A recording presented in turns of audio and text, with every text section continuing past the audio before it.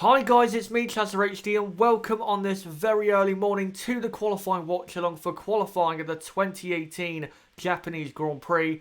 And again, if you're in Europe or the UK, how are you doing? And even in North America, how are you doing on a very, very early morning? Hopefully you're all doing good and you're excited for qualifying today. Qualifying after practice 3, which I'll get into the results of in a minute. Qualifying looks as though it's actually going to be quite good and a bit closer at the front than we were expecting. But we'll get on to that, right now into those practice 3 results in case you haven't seen them yet. Here is your top 10. Lewis Hamilton fastest, but a lot closer between him and Sebastian Vettel, who is in second, then Kimi Räikkönen third, Max Verstappen fourth, Bottas fifth, and Ricciardo in P6.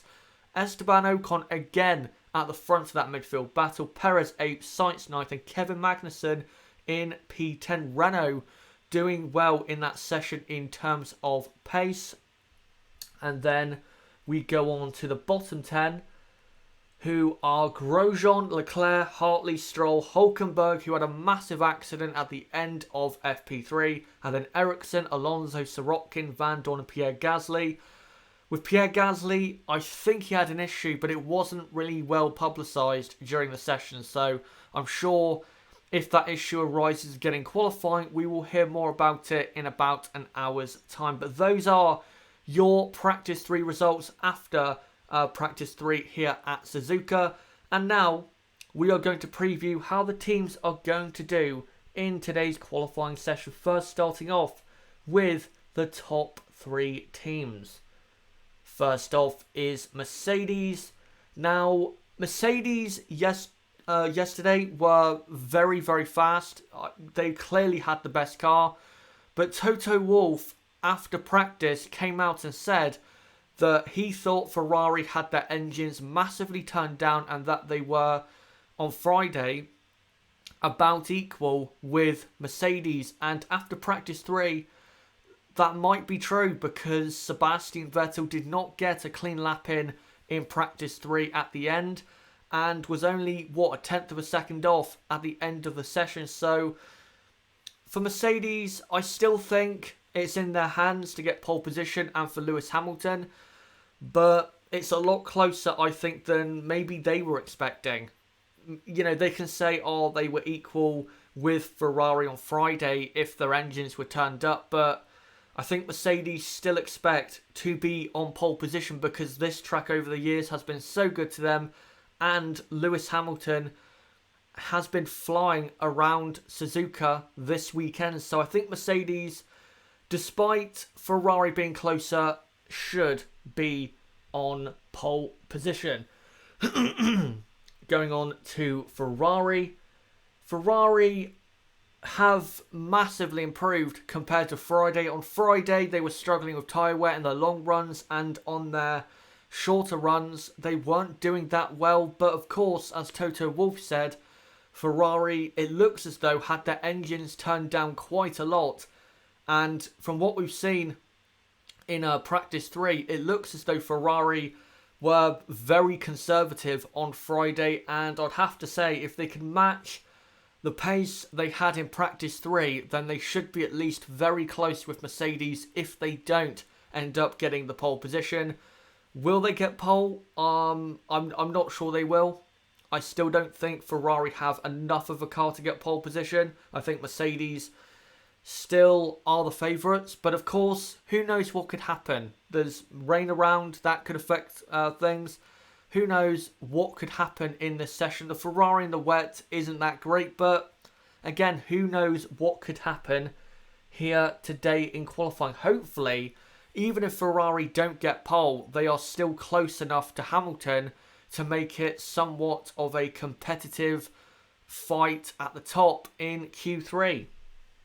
And then we go on to Red Bull, who, you know what, they're not as far off Mercedes and Ferrari as I thought they would be. They're about 3/4 of a second off. Now, I know that's still quite a lot, but I thought by this time of the weekend it'd be about a second. But Red Bull do look good at this track, and I think In qualifying, they should qualify in 5th and 6th, realistically. But in the race, if they can maintain that good speed and keep their tyre wear, you know, nice, and not absolutely destroy their tyres like Ferrari look like they're doing, then I think Red Bull do have a good chance of a podium on Sunday. But for today, realistically, P5 and P6, they just don't have enough pace when it comes to the Saturdays. But guys, what do you think about those top 3 teams? For Mercedes, do you still think they'll get pole position with Lewis Hamilton? For Ferrari, do you think they can get pole with Sebastian Vettel? Or again, do you think Mercedes just have too good a car? And for Red Bull, what do you think they can do? Do you think they will qualify in P5 and P6? Or do you think they will surprise and maybe qualify 4th or 3rd? What do you think is going to happen with these top 3 teams? I'll look at the chat right now just to see what you guys are saying. By the way, just want to say, very nice to see, even though it's not as big as other streams, nice to see that we have 32 people watching live at this time in the morning for the majority of you. So thank you for coming along. I did not expect really anyone to come along for this stream because, again, it is so early in the morning. But I guess you guys are F1 mad, just like me. Vettel will take pole if it isn't raining and if he pulls out a mega lap. If it does rain, I don't see how Ferrari can possibly get pole. In dry conditions, if he does pull out a mega lap, which he can at Suzuka, because you have to remember in his Red Bull days, Vettel was very good at this track. So there's a great chance that if he does put in a mega lap, he can get onto pole. But we'll have to see what Lewis Hamilton does, of course, in the Mercedes. Ben McCarthy, Hulkenberg could get into the mix with the big boys. Oh, wait. Yeah, that crash he had in practice 3 wasn't exactly the smartest thing he's done. Got too wide in the S's. JB, I couldn't sleep as I decided to watch this. Okay. Gamer Ben, Ferrari miss out on front row, so I'm assuming you're still going for a Mercedes 1-2. By the way, guys, I'll get onto my predictions for qualifying later on in the build-up. JB thinks it will be Hamilton on pole, Vettel 2nd, and Valtteri Bottas in 3rd. Tomate says, I'm an F1 fanatic like the others in the stream. I'm pretty sure everyone who is watching, and including myself, are all fanatics of the sport if we're up at this time in the morning, depending where you are, of course. Just going to make sure I don't miss out on any of you guys' comments. Rain and strong wind will play havoc in qualifying. Looking forward for a tense and thrilling one. If it does rain, I think we're going to get quite an interesting session. Maybe not at the absolute top, but definitely in the midfield. I think we're going to get some surprises if it does rain. So again, if it does rain, look out for the midfield because you might be surprised by some performances. Ben McCarthy, what's the chance of rain? I don't know the exact chance of rain. I'm looking at the screen right now. There's dark clouds around, but I don't know. Again, I don't know if that's going to mean that we're going to have some rain. I don't know. But there's definitely a chance of rain because it did rain in practice 3. Yep, it's 6:08 here. Same here in the UK. Blessed Jube, no. Merc 1-2. Bottas not very motivated. There's a possibility of that, but after his comments from Russia, he does sound motivated because he did say after the Russian Grand Prix that he knows he is the winner of the Russian Grand Prix weekend and he has to take that into the rest of the season. So he sounded motivated, so I hope that he is, but of course we'll have to see what actually happens in qualifying. But we'll move on from the top 3 teams, guys, and go on to the midfield. First off is McLaren. How poor are they? Fernando Alonso is down, and I think 17th place again. Stoffel Van Dorn in P19. you know what, even if it rains, I'm not sure McLaren can even get into the top 10 that way. They are that poor. They're going to have such a pointless, pathetic, again, I said that word yesterday, pathetic, but it's a word that rings true with McLaren. They are so pathetic. And this weekend, qualifying and race, they are going to be absolutely at the back with Williams. Next up is Renault, who, with Carlos Sainz, in terms of pace in practice 3, they're actually looking good. Whether they can carry that into qualifying, I don't know. I don't think they will, but we'll have to see. But with Nico Hülkenberg, of course, crashing at the end of practice 3, that is not good because, you know, Renault, they need to get some confidence going, especially those two drivers in this car, and they cannot afford to have crashes like that in practice sessions right before qualifying. So, yeah, not good there from Nico Hülkenberg. His car should be repaired for qualifying. What can Renault do? I think the best they can hope for is maybe a surprise Q3 appearance, but qualifying P10. But most likely, I think you're looking between P12 and P15 for Renault. I don't think their car is quick enough to be successful. It's not a good track for Renault. The Haas, the Force India, the Sauber, if Toro Rosso get it right, I think their car maybe is faster than the Renault. So if Renault perform how I expect, then compared to their rivals Haas, this is not going to be a good session. And then we'll go on to Force India. Force India, absolutely after practice 3 and after this weekend, are the best of the rest. In practice 3, Esteban Ocon was P7 and Sergio Perez was in P8. If Force India don't at least qualify, say, P7 and P9, I would be disappointed. They absolutely have the pace to do so. Hopefully they do, because Force India need to start catching McLaren for P6 in the Constructors.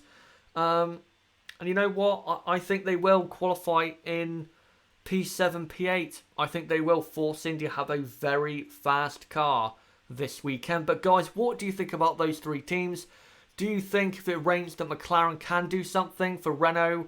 Do you think they can have maybe a better than expected qualifying session? And for Force India, do you think ahead of Haas and Sauber, say, do you think they have the best of the rest car in the midfield? Let's see what you guys are going to be saying about this. To me, I think the 2017 McLaren Honda was better at this track than the 2018 McLaren Renault. I can't really remember what McLaren did last year at this track. They definitely didn't score points. I know that. It probably was, it probably was better, but not much better. Ben McCarthy, I think 2017 as a structure was better because their car and chassis developed thoroughly, and by the end of the season they were consistently fighting for points, even though Fernando pushed that car. I don't really know why they haven't. I think it's pretty clear that last year's aero or chassis was better than, or is better than, this year's McLaren, but I don't really know why that's happened. Surely they should have carried that over, but they haven't. The integration process with the Renault power unit probably hasn't gone as well as they thought it would. Of course, they had plenty of issues reliability-wise in pre-season testing. They had to bring a B-spec car. Plenty of things have gone wrong for McLaren in 2018. Stoffel Van Dorn put his car in Q3, if I'm not wrong. Again, I can't remember because I don't think McLaren scored points and they didn't really have a memorable Japanese Grand Prix last year. Ben McCarthy, Fernando got P11 and got into Q3, but had grid penalties. Stoffel started P10 and got a dreadful start last year's race. So, yeah, basically, last year they were better than they are this year, which is not a surprise because I've been saying this since, I think, the I think Baku was when I first started saying that the McLaren of last season is better than this season's McLaren because, for example, when they brought this the B-Spec car to Spain, yes, they qualified in P8 with Fernando Alonso, but in 2017, Fernando qualified in P7. So, yes, the B-Spec car at the time did work a bit, but they were performing better with the 2017 McLaren Honda. And if you look at plenty of races in 2017 since Spain, and you compare them to last year's race, McLaren were better in 2017 than they were, or than they are in 2018. How embarrassing is that? Considering that Renault, was supposed to propel them to at least the front of the midfield and maybe to podiums and race wins and all that crap. But yeah, very, very poor by McLaren. I don't think teams suffering in dry will be any better in the wet because normally you always have a medium to higher downforce setup here. Yeah, I see your point. The Renault car, for example, in the wet though, is normally quite good. So I think they'll be a bit better in wet conditions, but I do see your point. Yeah, we'll have to see though what happens with the conditions in qualifying. What's the pecking order for this weekend? That's from JB. I would say it's Mercedes fastest, Ferrari second, Red Bull third, fourth is Force India, fifth is Haas, sixth is Sauber, seventh I would say right now is Renault, but very close with Toro Rosso in eighth, and the ninth is, you know what, I'm going to go for it. I'm going to go ninth Williams and 10th McLaren. I think McLaren have a worst car, or have the worst car this weekend, because yes, Fernando Alonso's not been at the back, but Fernando Alonso always drags more time out of the car that clearly is not there. So I think McLaren have the worst car because look at Stoffel Van Dorn. He's been behind at least one of the Williams in both practice 2 and practice 3, and in practice, practice 3, he was behind both Williams cars. So clearly for me, the McLaren is the worst car this weekend. Inaz, but you could say that competition is better this year than last year. Renault and Haas were not great last year. The midfield definitely is way more competitive this season than it was last season. The midfield wasn't too bad last season. You had Force India, clearly had the best midfield car. Then you had Williams, who were hit and miss. Renault were hit and miss. Haas were hit and miss. Toro Rosso fell away massively by mid-season. Yeah, the midfield battle last season wasn't that great. This season it has been better because I think more of the teams have been more consistent up there in the high reaches of the midfield instead of being one race good and one race bad like it was for, say, Haas in 2017. McLaren is slowly falling apart. That's when I hate everything. They've been falling apart since Lewis Hamilton left the team. Absolutely. Ben McCarthy, what's happened to Gasly in P20? I don't know the issue. I watched practice 3 and on Sky F1 they didn't actually, or I didn't hear them talk about why Pierre Gasly was down in P20. So I don't know, I'm afraid. I don't know, but hopefully whatever issues he did have will be sorted for qualifying. To mate a top team to a trash team. Sorry, McLaren fans. It's true. You don't have to apologise. It's absolutely true. They've gone from a team that in 2012 had, I think, the best car on the grid, and now have the worst car on the grid, or one of the worst cars on the grid. That is so poor. In 6 years to go from top to bottom, not acceptable at all. Rishab Jain, I think it is. Sorry if I absolutely destroyed your name. Sainz can probably drag that Renault to Q3. If he really pulls out a great lap, maybe. And if it does rain, he can, because Carlos is very good in wet conditions. But I don't know. I think the Renault this weekend isn't really that good. So we'll have to see. what Carlos Sainz can do. But we'll go on, guys, to the rest of the midfield teams. Starting off with Williams. Now, in my opinion, Williams have a better car this weekend than McLaren, but it's still close with McLaren, and they are still miles off the pace.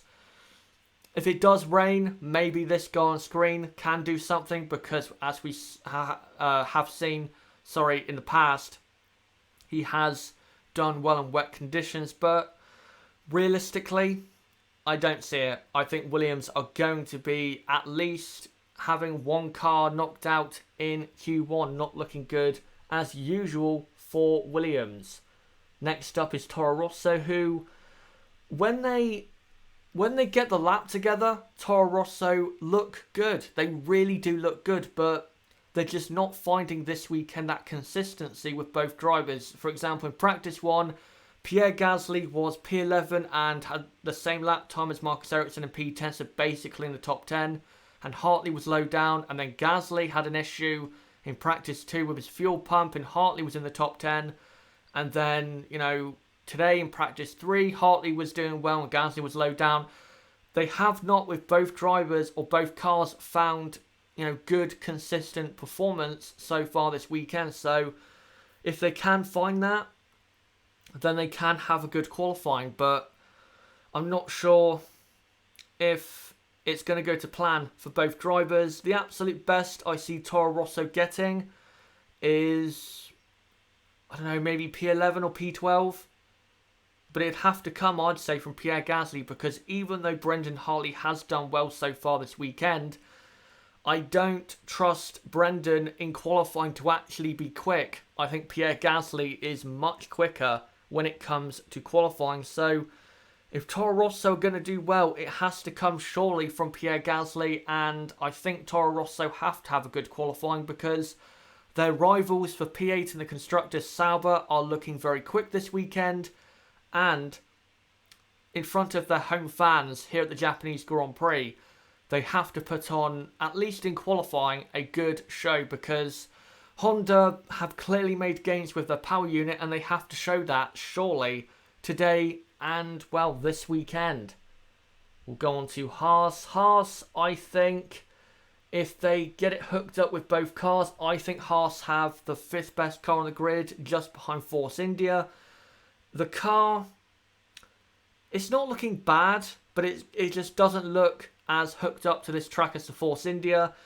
Both drivers, I wouldn't say, are looking consistently good so far this weekend. Kind of like Toro Rosso, you have one driver doing well and then one driver not. If they can get it, going well with both drivers, I think they can have a double Q3 appearance and get nicely into that top 10. But if it does rain, I don't think Haas are going to have a good qualifying, because in wet conditions, the Haas car never really has been good. It's not a good car in the wet. It's very nervous. Hungary was proof of that, even though they qualified in the top 10 with both cars. That was quite a lucky qualifying session for them back in Budapest. But yeah, the Haas, in dry conditions, it looks good enough to beat Renault, of course, their rivals, but not as good as I thought it would be, and certainly not good enough, I would say, right now to be as good as Force India. Improvements need to come in qualifying if Haas are going to try and compete with Force India for best of the rest. And then finally is Sauber. Sauber still looking quick. They weren't as quick in practice 3 as they have been in practice 1 and practice 2, but if they get, laps hooked up in qualifying, they should at least get one car, I think, into Q3. It's going to be very close, of course, with the Haas drivers and maybe Renault if they're actually better than we expect, and maybe Toro Rosso. But again, if they get the lap hooked up, they should get a drive into Q3. Probably Charles Leclerc, even though in practice 3 he was a bit scruffy once we got towards Spoon. But again, if he doesn't make any mistakes in qualifying, he should get nicely into that top 10, I think, after what was a great performance back in Sochi. But guys, what do you think about those 4 teams? Do you think Williams can do anything if it rains or if it's in the dry? For Toro Rosso, with this C-spec and very newly improved Honda power unit, do you think they can do anything going forward into qualifying for Haas? Do you think they can challenge Force India for the title of best of the rest in qualifying? And for Sauber, do you think Charles Leclerc can get into the top 10, or do you think they're going to disappoint when it comes to getting into the top 10? Let's see what you guys are saying about this. Ben McCarthy, K-Mag improved and was only 0.008 of a second off of Sainz, and 0.03 off of Perez. It is still close. When I say Haas aren't as quick as Force India, I'm not saying it's a massive gap, but consistently this weekend, I think Haas don't have as quick of a car as Force India do. Again, it's still close, and the midfield battle this season has been so close when it comes to practice, qualifying, and the Grand Prix. But yeah, I just don't think the Haas car, when it matters, will be as quick as the Force India. But it will still be very close, and you never know what could happen. Daniel Crawford looking good to rain, so easy pole for Lewis. If it does rain, then Lewis Hamilton would have to be my favourite for the pole position, because of course in wet conditions this season he has been very good, very, very good. Not surprised, because in the wet Lewis Hamilton is definitely, I think, the best driver on the grid. To mate, I have a challenge for you, Chaz, in the race watch along. When the race is finished, you have to do the race rundown. We'll see. Yeah, I'll give it a think. But yeah, we'll see. JB, could Ocon get a good result in quali around P4 if it rains? It depends what Red Bull and Ferrari do and Mercedes do. We'll have to see what happens. I don't think he can get into that position, because I just think the top three teams, even if it rains and they're not as good as expected, and say Force India are a bit better, I don't think Force India are close enough to seriously challenge drivers in the top six. I don't see it, unfortunately. Ben McCarthy, oh gosh, yeah, Force India are quicker, and so is Ocon. He's outclassed Perez and the midfield. Esteban Ocon, clearly this weekend, has been the best driver in the midfield. P7 in practice 1, practice 2, and practice 3. Can he make it 4 out of 4? We'll have to see. JB, is it wet for the race? I've actually heard the forecast for the Grand Prix. I believe it's going to be hot and sunny, but very windy. So, no rain, but some unusual dry conditions, I would say, for the race. Yes, it's going to be sunny, but it's going to be windy, so the drivers will be pushed very hard. To mate, Ocon deserves a seat in Force India for sure. Absolutely. I can't believe he's not going to be, or most likely not going to be at Force India for 2019. He absolutely deserves to be at that team. And even though I do like Sergio Perez a lot, I would be willing to drop Perez for Ocon, because Ocon has a higher ceiling than Sergio Perez. Perez is basically in the prime of his career, or coming down from the prime of his career, and Esteban Ocon has not yet got to his absolute best. So, yeah, I would give Ocon a chance over Perez, because even though Perez hasn't been bad this season, he's not been as good as Esteban Ocon in 2017 or 2018. Ben McCarthy, have you seen the video F1 uploaded on Michael Schumacher versus Mika Hakkinen in 2000? Yes, I have. It was a great video and just shows how those two drivers at the time were so far ahead of their competition. Even though they weren't the fastest cars, those two were absolutely the best drivers on the grid. No doubt about it. Hydra just waking up. Did quali start? Qualifying has not started. Qualifying starts in exactly 30 minutes time. So you've come at a good time. We're just going through the build-up here. Ben McCarthy, Perez's 3 best seasons, 2012, 2015 and 2016. Don't forget 2014 as well. That was also a good season for Perez. Yeah, that sounds about right. Rishab Jain, will Ocon be in Mercedes for 2020 if he drives for Force India in 2019? It depends on a couple things. One, how Ocon does. If he continues to perform well, then he obviously puts himself in a good place for getting a seat at Mercedes. But the key is what Valtteri Bottas does. If Bottas performs enough to earn a seat for 2020, they can't drop him. Even though Ocon is a great driver from what we've seen and has a lot of potential for the future, you can't drop a driver who's currently at your team if they perform well. You can't do that. Again, it's better the devil you know instead of the devil you don't, even though he is signed up to the Mercedes driver program. Mighty Saviour, may I ask if Ferrari are close to Mercedes? They're closer for sure than they were in practice yesterday. I still think Mercedes have the better car, but Ferrari are close enough to give Mercedes some troubles. So Mercedes will have to perform very well in qualifying if they're going to get pole or even a front row start.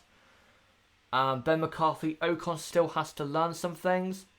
He does. He has had a couple silly accidents in 2017 and 2018, both at Baku, I'd have to say.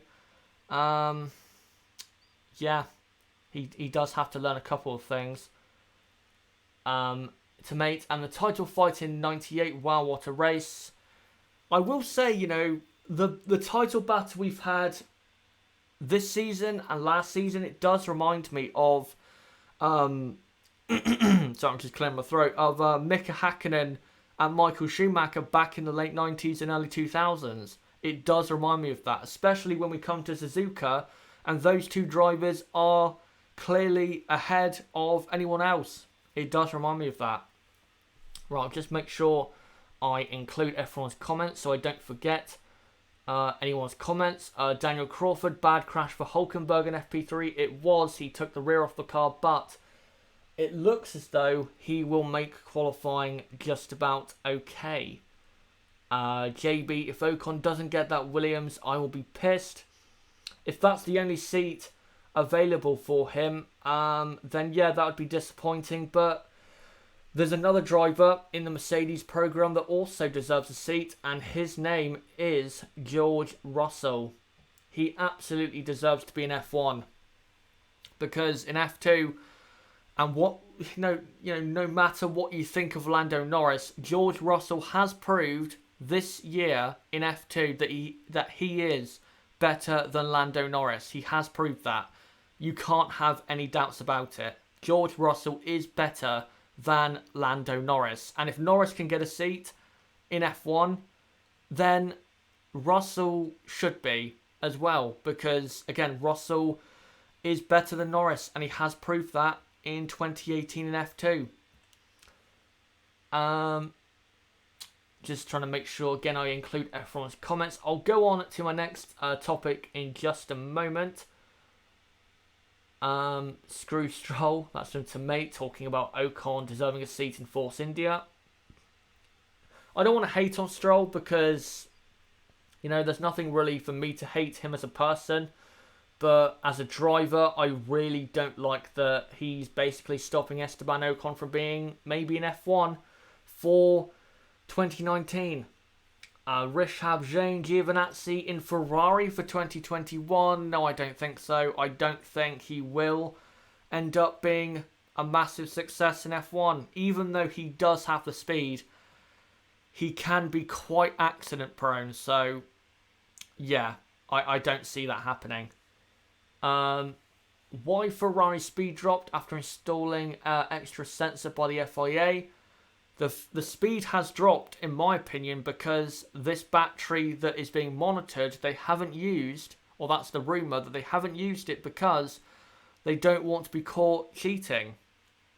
Because if they use that battery and the FIA, you know, the sensors pick that up, that they're using this battery which is illegal, then the Ferrari car will be thrown out of the championship because they can't redesign the power unit with only 5 races to go. It's a key part of the power unit, so they can't just, you know, chop it off and keep on going. They'll have to completely redesign that power unit. So if the FIA sensor is on the car, they can't use that battery. They can't, because they'll get disqualified from the championship, most likely.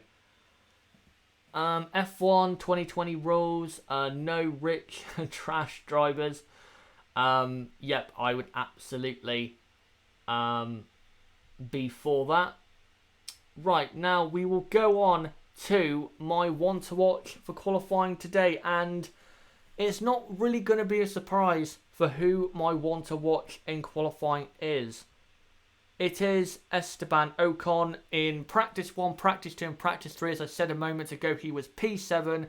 As you can see here in practice 3, P7, and his lap time actually wasn't massively far off.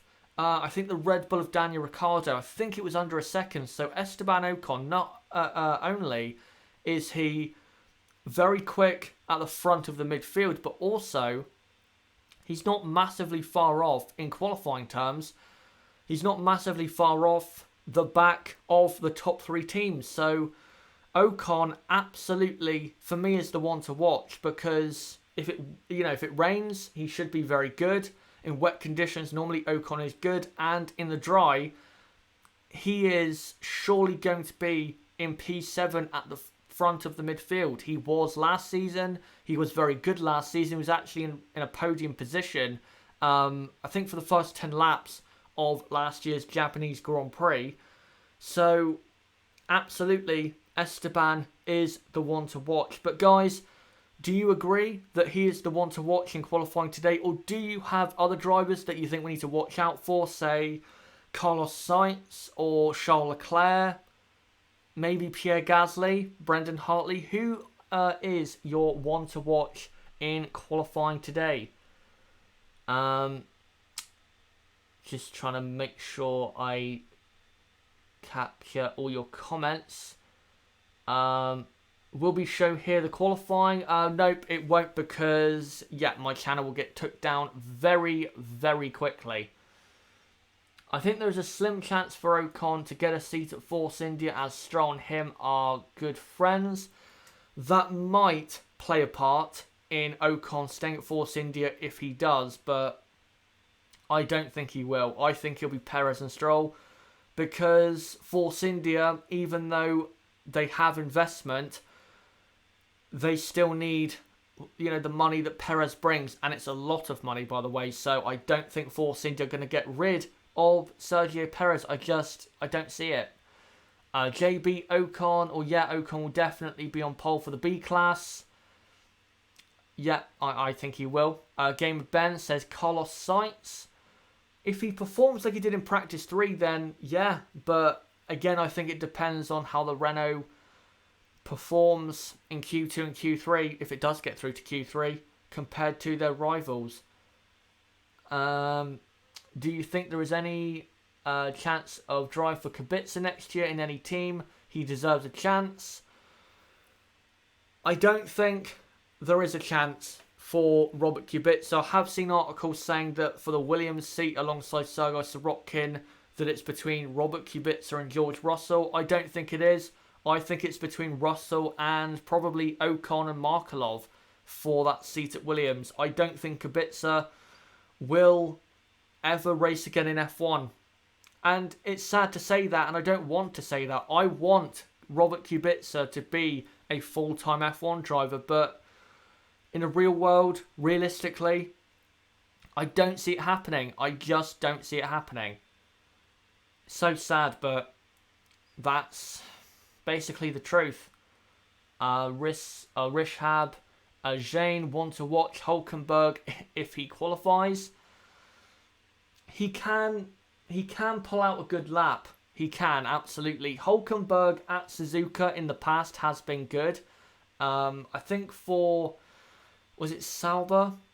Yeah, for Sauber in 2013, he was very quick. In his Force India days, he was quick at Suzuka. So he can be quick here. He just needs to get a lap hooked up and not make a silly mistake like he did in practice 3. Ben McCarthy, I can't see Markelov getting a seat. Yes, he's exciting, but not quick enough. True, but you have to remember this is Williams. Williams don't look at how good you are, they look at how fat your bank account is. So, talent doesn't exactly mean everything when it comes to Williams. Mighty Saviour, didn't FIA check the battery of Ferrari? Why check it twice?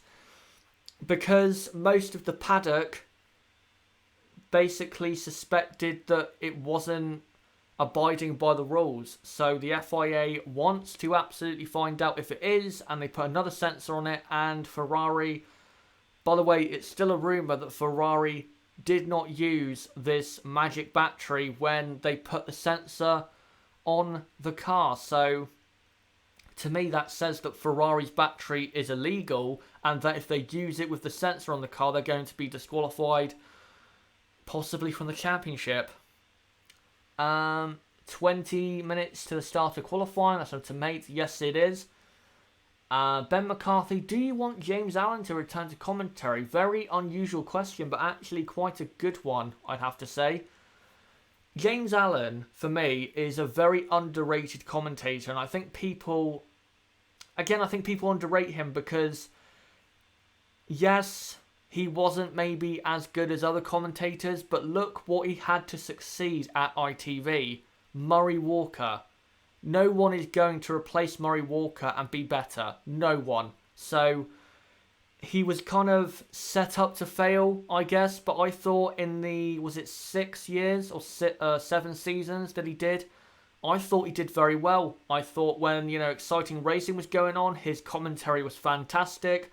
I thought sometimes he could be a bit too laid back, especially at the start of races where there was no real movement. He could be very, again, laid back and quite boring because he was kind of just, oh, well, nothing's happening, so there's no point to raise my voice. But I thought he was a good commentator. I would absolutely take him over David Croft. Maybe not over Ben Edwards, but definitely over Crofty at Sky F1. Just making sure I don't forget any comments. Markelov is a Renault reserve driver. Why would he go to Williams? Then again, Robert Kubica, I know he's not a race driver at Williams, but he's the reserve driver at Williams. He did go from Renault to Williams, so it's not impossible for that to happen. Crofty is awful. His stats are always wrong. That's from JB. A lot of the time, it is. I noticed that in practice 3 he got a couple of things wrong. I can't remember exactly what it was he was talking about, but at the time I remember thinking, wait, that's not right. Right, in a couple of minutes, guys, we'll go on to my predictions for qualifying here at Suzuka. Just make sure I don't forget any comments. Ben McCarthy, I don't know, to be honest, maybe a Toro Rosso if they hook a lap together. As I said when I went through Toro Rosso, if they get a lap nailed in Q2 or Q3, if they get through to Q3, they should be very fast because the car has shown potential this weekend. So it's there, the pace is there in the car, they just need to show it. Hasnain Alam, I think that says, is there any chance of rain in qualifying today? There is a chance, but I'm not sure if it will rain. It's kind of, 70-30 in favour of not raining. So, yeah, again, there could be rain, but most likely I think it's going to stay dry, but quite blustery at Suzuka. Game of Ben, I have a feeling your predictions are Hamilton, Vettel, Bottas. Well, you'll just have to see in a moment. Sky Sports plus Hamilton equals forever. Yep, absolutely. Ben McCarthy, Crofty is struggling when Brundle doesn't turn up to Japan. It's a bit unusual to not have Martin Brundle at Suzuka for commentary duties. It is quite unusual because I don't think he's missed a race at Suzuka in terms of his media career since he started. So, yeah, very unusual.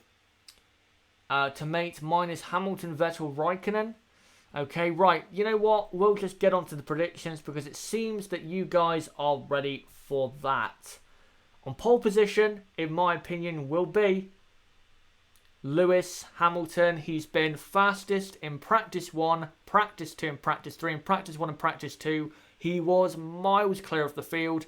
Yes, I know Ferrari have closed the gap, it seems, in practice 3 and going into qualifying, but it's all down to Lewis Hamilton and Mercedes. I think Mercedes have the best car at this track.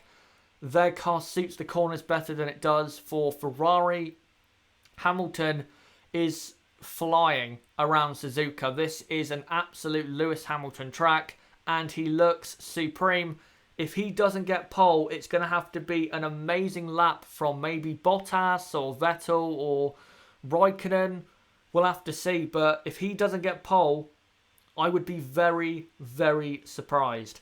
And in P2, I'm going with Valtteri Bottas. I'm going for a Mercedes 1-2. Now, I know in practice 3, Valtteri Bottas was in P5, but he didn't really go for a serious lap at the end of practice 3. I think when it comes to qualifying here at Suzuka, Bottas normally in the past has been very good at Suzuka. In a couple past races here, he has qualified well in a Williams. So, you know, if he gets the laps hooked up and, you know, gets some consistency going in qualifying, he should, in my opinion, qualify on the front row with his teammate Lewis Hamilton, but it will only be second place because Hamilton is just better at Suzuka.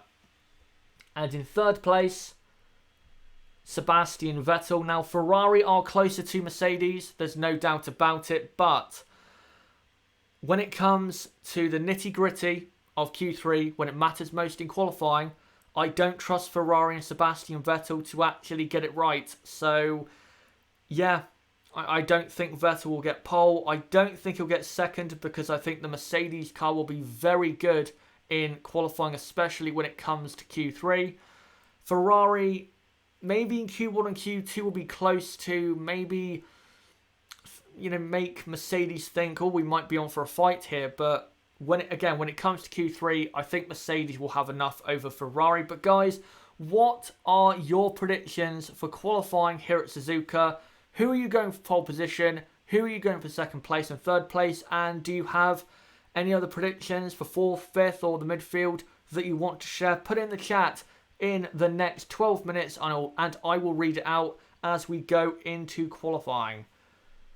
Let me just cut to a picture here. There you go, of Valtteri Bottas. By the way, guys, before I start reading out predictions, just to let you guys know, don't forget to subscribe to the channel either on the bottom right of the screen, click on my channel name, or click on the link in the description that goes to my channel page. Like this video, comment down below what you thought of this video and what you thought of qualifying at Suzuka. Of course, if you're watching this after, then you'll know what happened in qualifying. Right now, of course, we don't know what has happened in qualifying, but again, comment below what you thought of qualifying. Don't forget, guys, to join our Discord server, link below in the description. We have about 70 people in that server. It'd be a pleasure to have you along in the community. As well, follow me on Twitter, link below in the description. Follow me at Chaz6110. As well, if you're unsure of my timetable for this weekend or for race weekends, always go and follow me on Twitter again, and always go to my Twitter profile, because I always have now a pinned tweet of my weekend schedule. So if you go there right now, you'll see what I'm going to be doing when it comes to the review of qualifying, my race watch along, race reaction and race review. So don't forget to follow me on Twitter, and don't forget to check out my website chazerhd.com to keep up to date with me on YouTube. Right, I'll start reading out some predictions now. There's plenty that I can see in the chat, so I'll whittle them off right now. So, Hamilton, Max, Bottas. That's one. JB goes Hamilton on pole, Vettel second, and Bottas third. Falling out EMS goes Hamilton on pole, Vettel second, Bottas third, Raikkonen fourth, and Max Verstappen in fifth. With rain, Hamilton, Max, Bottas. Without rain, Hamilton, Vettel, Bottas. Niblo, great to see him along, of course, my podcast guest as always. Hamilton on pole, Vettel second, and Valtteri Bottas in P3.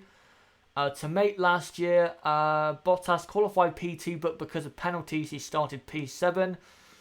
Yes, he did. He did. And I think if he didn't have a penalty, he would have finished in the top two last year in 2017. JB, I think the exact same, but swap Vettel and Bottas around. Ben McCarthy, Vettel on pole, Hamilton second, Bottas third, reverse psychology. Vettel will turn up with a stunning lap. As Tomate says, we will see. He goes Hamilton, Vettel, Bottas, Raikkonen, Verstappen. Ewok from Endor, good morning. Well done to everyone who has made the effort to get up early. Absolutely. And by the way, to the about 55 people watching live, thank you so much for coming along at such an unusual and early time in the morning for people in North America and Europe and in the UK. So thank you guys for coming along. And it is a pleasure to cover qualifying for you guys. JB, who will be top three in the B class? I think Ocon, Magnussen, Perez. Tomate says from P6 to P10, it will be Ricciardo, Ocon, Perez, Grosjean, and K-Mag. In the B class, say the top three, I think will be Ocon, Perez, and Grosjean. That's what I'm going with. I think Grosjean is a better driver at Suzuka. Just look at what Grosjean has done in the past here compared to K-Mag. Grosjean was in the podium here in 2013, was leading, I think, most of that race in a Lotus. In 2012, he qualified third. Last year, he scored points alongside Kevin Magnussen. I think he scored points here in 2016 and 2015. This is a very good track for Romain Grosjean. Thanks to JB for those kind comments, and he says he's heading off now. Thanks for coming along for this qualifying watch-along. Hopefully I will see you tomorrow for the race watch-along and race reaction. Niblo, where Grosjean crashed Webber out in 2012. Yes, he did that, I know, but, you know, he did have a good qualifying, so at least he did have pace.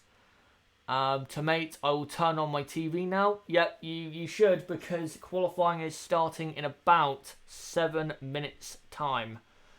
I'll cut to a different picture here. There you go. The new-looking Ferrari, the Mission Winnow, I think, is their new sponsor.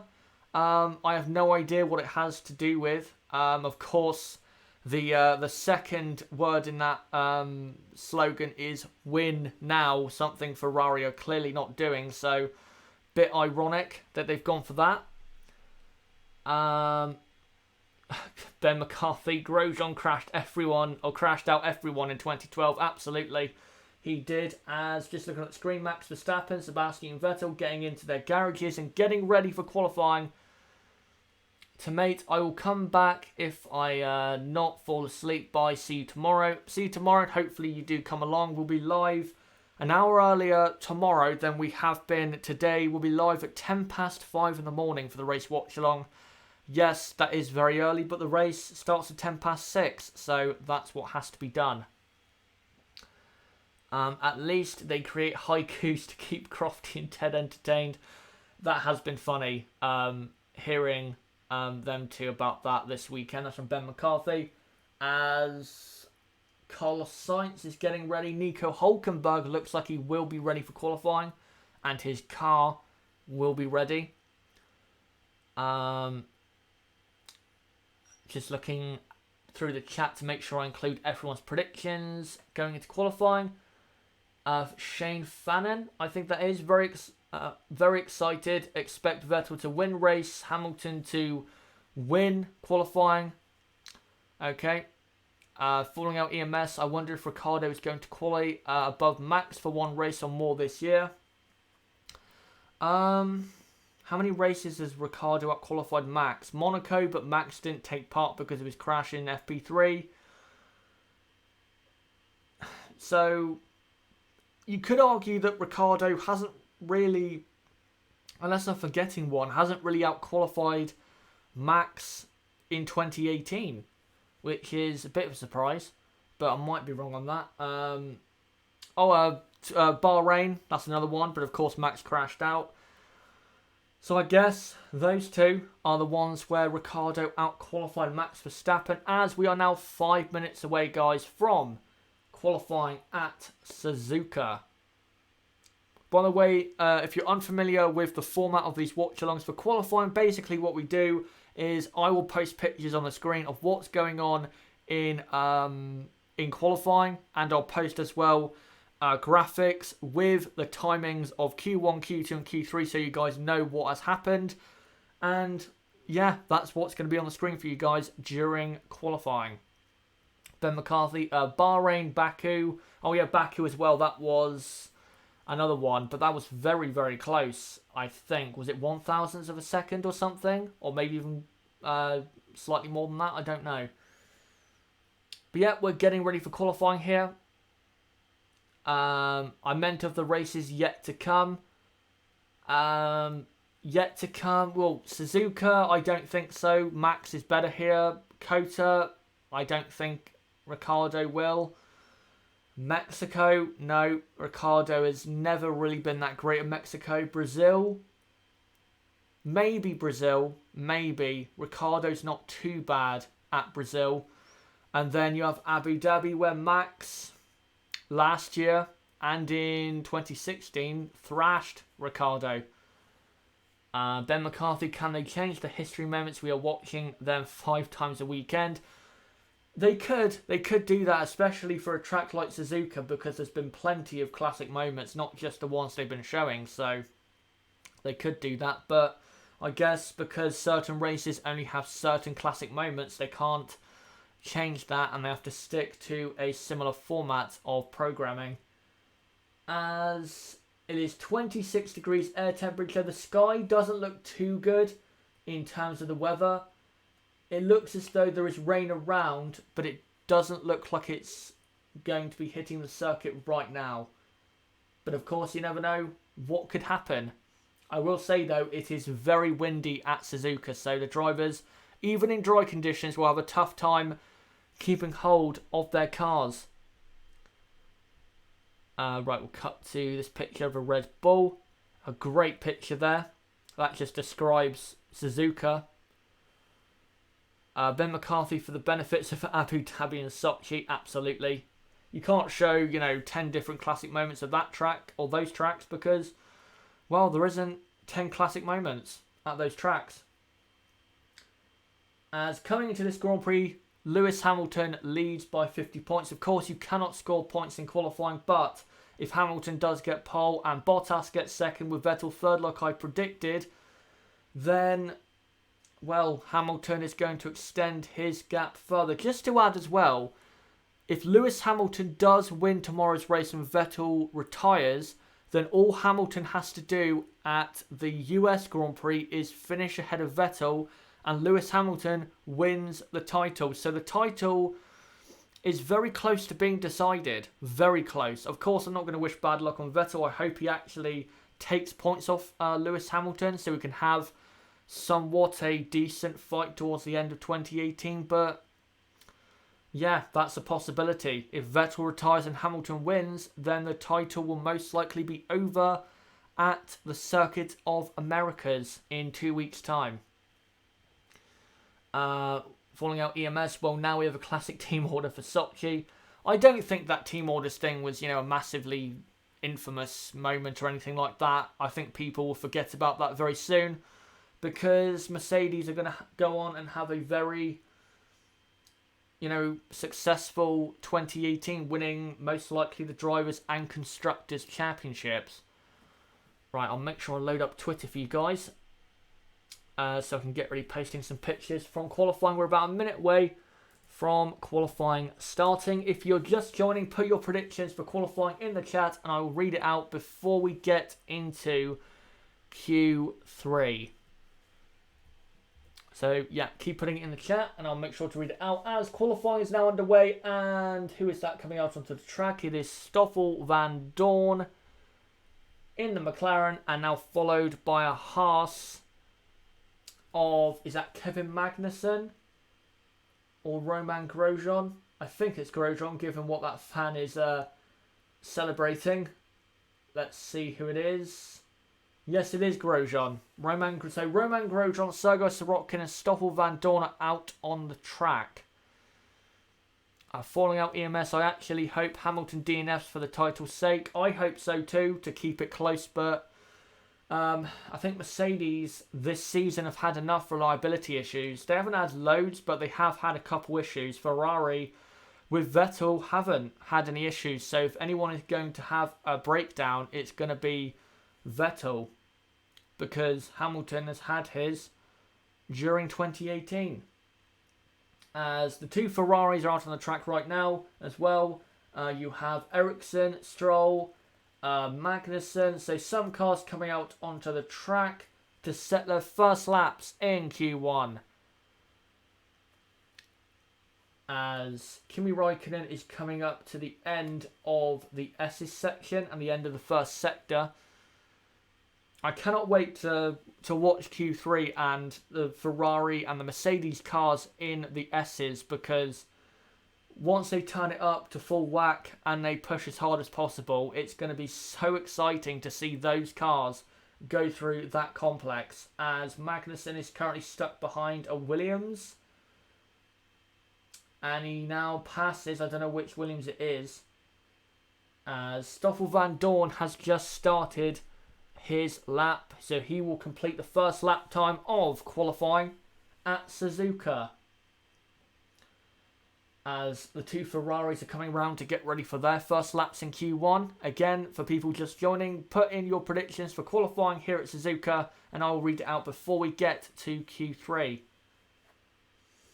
As Kevin Magnussen is starting his lap. Goes down now into turn 1. Very fast turn 1. With the current 2018 cars, and looks very nice from Kevin Magnussen. Comes through now to the S's. What a part of the track this is. Definitely one of the best sections of track in F1. Gets very tight to the apex. Looks, I'd say, very good through the S's for Kevin Magnussen, and sets a 32-0 in the first sector. You know what? That's not bad for the first sector. That's actually very good. As he now comes up to the hairpin. There's a couple different lines you can take around the hairpin. You can either do what Magnussen has just done, but that's not worked out massively well as he lost the back end. You can either take a wider line to get better traction, or you can stay more hugged to the apex to, again, just get the front end into the corner. As Magnussen goes through Spoon, looks absolutely fine. Good morning to Max Claydon for qualifying here at Suzuka. Hopefully you're doing well and you will enjoy qualifying. I'll make sure to post a picture in a moment as Magnussen comes through 130R, which is basically now a kink. And now comes up to the chicane. Roman Grosjean goes fastest on a 130.5. Magnussen comes through and does a 130.7. So not bad for Haas. Well, I'll post a picture now of the start of qualifying as Kimi Raikkonen is starting his lap. Right, I'll just post this picture. By the way, if you guys can hear that in the background, that's actually my alarm clock. I'll switch it off in a minute. Let me just...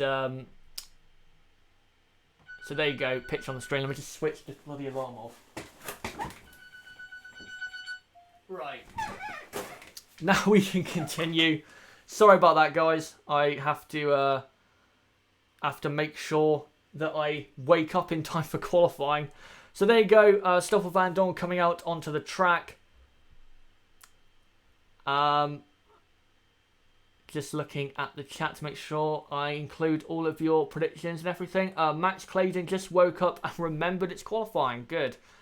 You woke up absolutely at the right time because qualifying has just started. Vettel, by the way, is fastest from Kimi Raikkonen second. Third is Roman Grosjean. Fourth is Charles Leclerc. Fifth is Kevin Magnussen. And then sixth is Stroll. Seventh, Ericsson. Eighth, Sorokin. Ninth, Van Dorn. But we have plenty of cars yet to set their first laps in Q1 as Lewis Hamilton sets up for his lap. So here we go.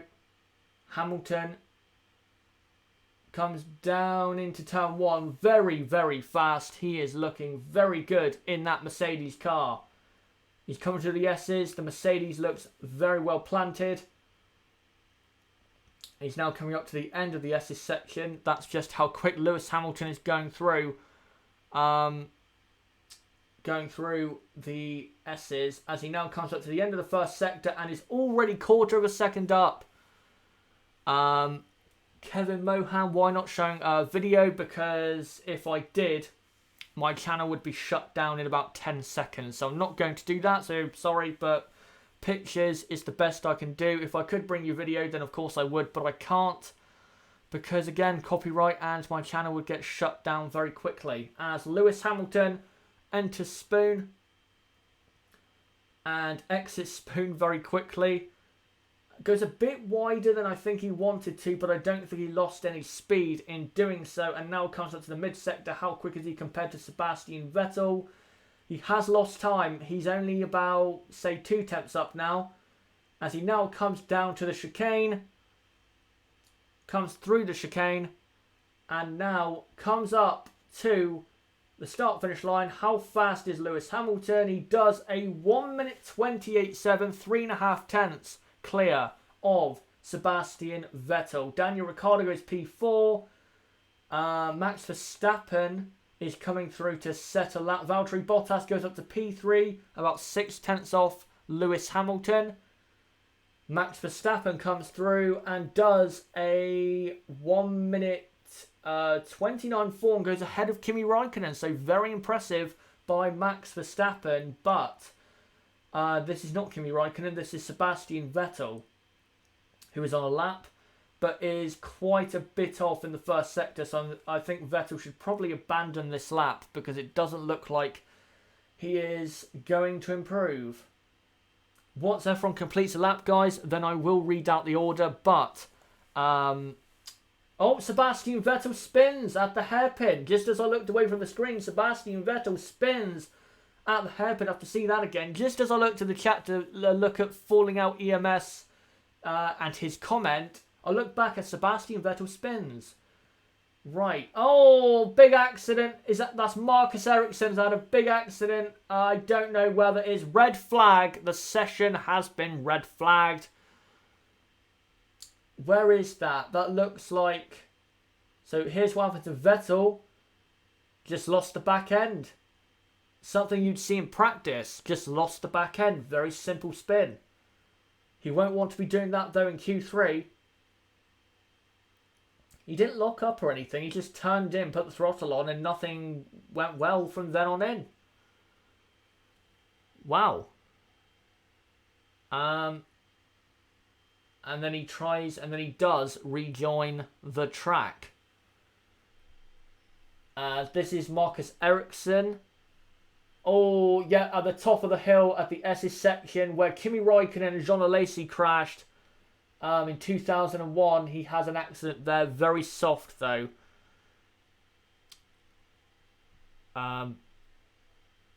Right, just got to do that. Sorry, guys.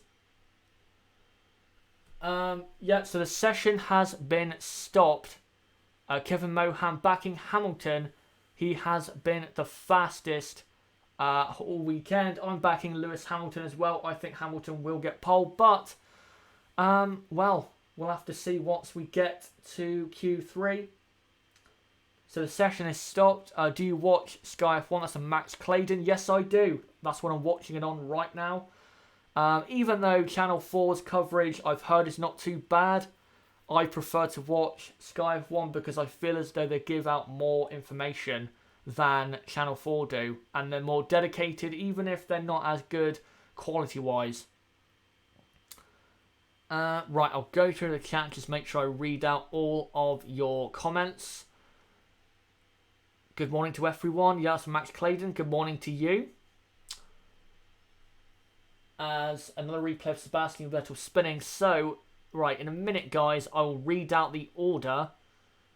Max Clayton, I prefer it to, plus I get Ultra HD, lucky you. I don't have Ultra HD, I just have high definition, that's it. So yeah, when the order comes back on the screen, guys, I'll read it out. So with about 10 minutes left in Q1, the order is Lewis Hamilton fastest, Vettel second, and then Bottas third, Verstappen fourth, Raikkonen fifth, Ricciardo sixth, then Ocon seventh again. And actually not that far off Red Bull and Ferrari. Very impressive. Then Grosjean 8th, Leclerc 9th, Magnussen 10th, Hartley 11th, Gasly 12th, 13th Alonso, 14th Stroll, 15th Ericsson, 16th is Sergei Sorokin, 17th is Stoffel Van Dorn, and then the drivers that have not set a lap, Perez, Sainz and Hulkenberg. Hello to Jesse Gonzalez, who's just joined the Watchalong. Good to see you.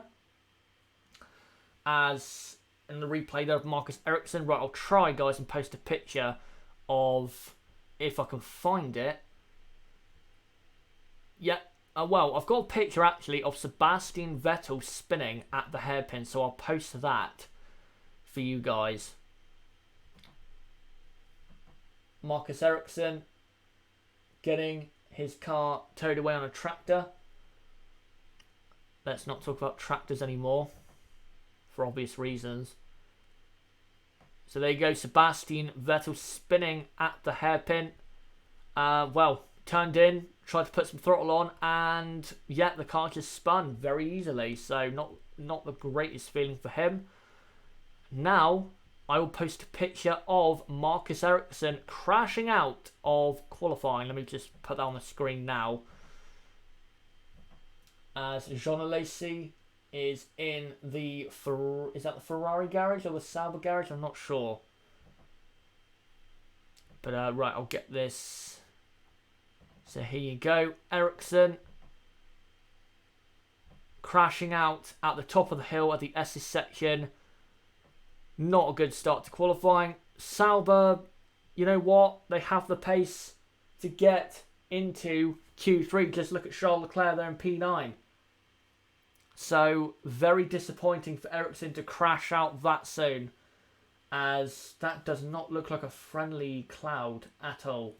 That looks like a rain cloud. Hopefully, it's coming towards Suzuka. Let me just read out the chat and make sure I include all your comments. Mercedes/Lewis in a league of their own. Yep, I agree. That's from John. As Q1 is about to get underway again after that red flag. As the two Renaults are about to come out onto the track at the restarting of Q1. By the way, guys, just a word of warning. At Suzuka, we can get in qualifying a lot of red flags. If anyone remembers 2009 and the qualifying session there.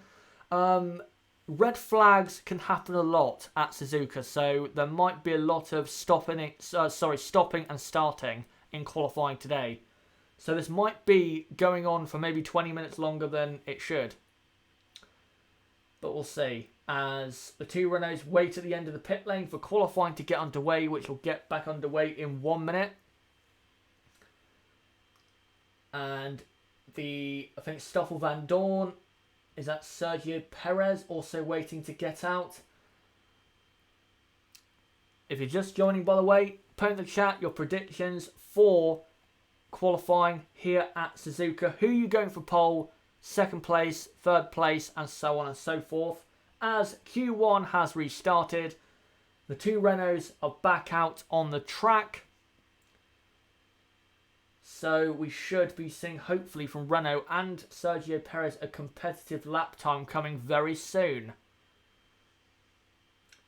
But there is still 9.5 minutes to go in Q1, so they don't exactly have to rush. But they do need still to get a good lap in, for the first run in Q1, so they don't leave themselves, exposed at the end of Q1 if there's a yellow flag. As Van Dorn is trying to pass the two Renaults. He's just passed Carlos Sainz. He's now going to pass Nico Hulkenberg to get another lap in. Van Dorn, last of all the people that have done a lap time. Max Claydon, do you know what's happened to Martin Brundle? Basically, because Martin has had a couple health issues in the last couple of years, for example, Monaco in 2016, when running to the podium, he suffered a minor heart attack. And he was ill, I think, last season at Silverstone. He fell ill for a couple of weeks. So, yeah, basically, because he's getting on now, and I think he's about 60 years old, they're, giving him some races off. So, for example, Baku, he wasn't at that race. He wasn't at Russia, and he's not here this weekend, but he will be back for the final 4 races, so don't worry, Martin Brundle will be back. But because he's getting on in age and he needs to take care of his health more, he's not going to be at every race, I'd say, going forward for the rest of his career in the media in F1. He'd probably miss maybe 4 races a season. As Carlos Sainz starts his first lap in Q1, what can Carlito do here? Comes through the S's. The Renault doesn't look too bad, but just isn't as fast as their rivals around Suzuka.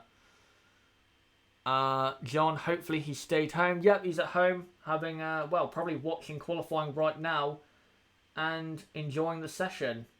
As Carlos Sainz is half a second off Lewis Hamilton in the first sector. That just shows you the difference between the top teams and the midfield.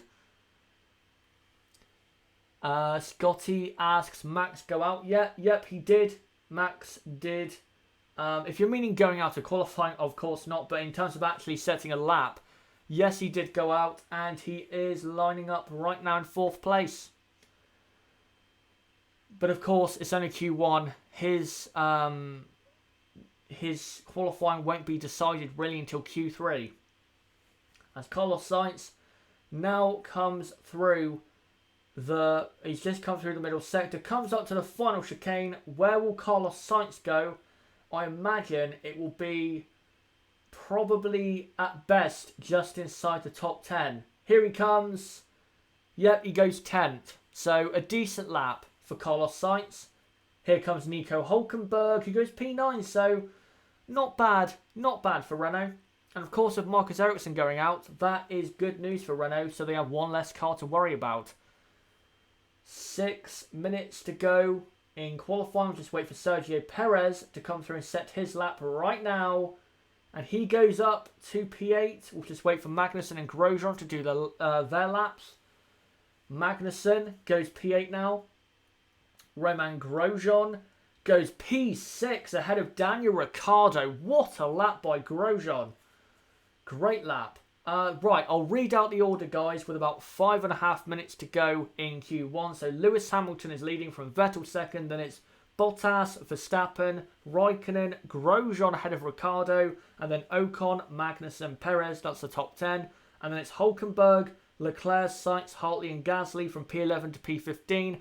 And then in the drop zone, not really surprisingly, is Fernando Alonso, Lance Stroll, Marcus Ericsson, of course, because he crashed out in Q1 a few minutes ago, and Stoffel Van Dorn and, Sorokin and then Van Dorn. So far, not really a surprise in terms of who is going out in Q1. Scotty, who's wrecked? Sauber is that? Sorry, just got here, no problem. That is Marcus Ericsson. He is out of qualifying, even though he is 18th in the moment. He cannot, of course, restart the session or restart his session. Kevin Mohan, that's a really nice top 3. Certainly more competitive than I thought it would be this time yesterday. Right, so 4.5 minutes to go. The top teams are not going to go out again.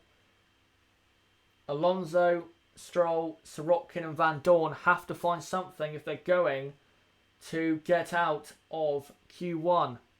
I don't think any of them will, though, because the cars ahead, I think, are just too fast. And by the way, Fernando Alonso has a 0.3 of a second deficit to Pierre Gasly, 1 position ahead of him. So McLaren are just not fast. So long as it's not Leclerc, lol. Absolutely. We want Leclerc to do well and show how good he is, as the sun looks like it's coming back to the Suzuka track. Right, I'll try and post an image. Right,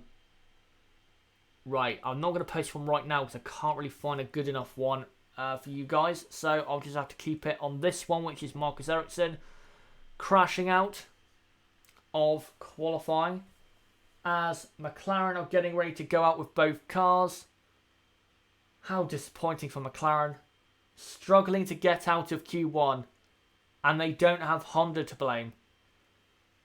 Scotty, any news on the Williams seat?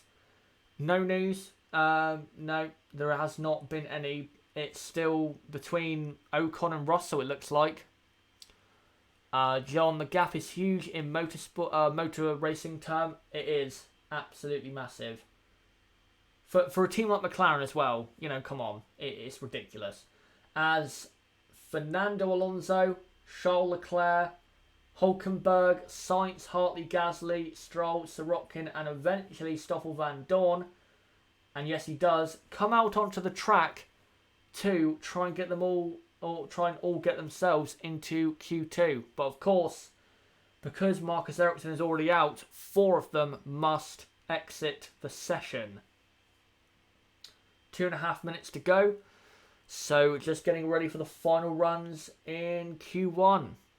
Again, if you're just joining, put your predictions for qualifying here in Suzuka in the chat between now and the start of Q3. We're about 2.5 minutes to go in Q1, so put your predictions in the chat and I'll read it out before we get to Q3.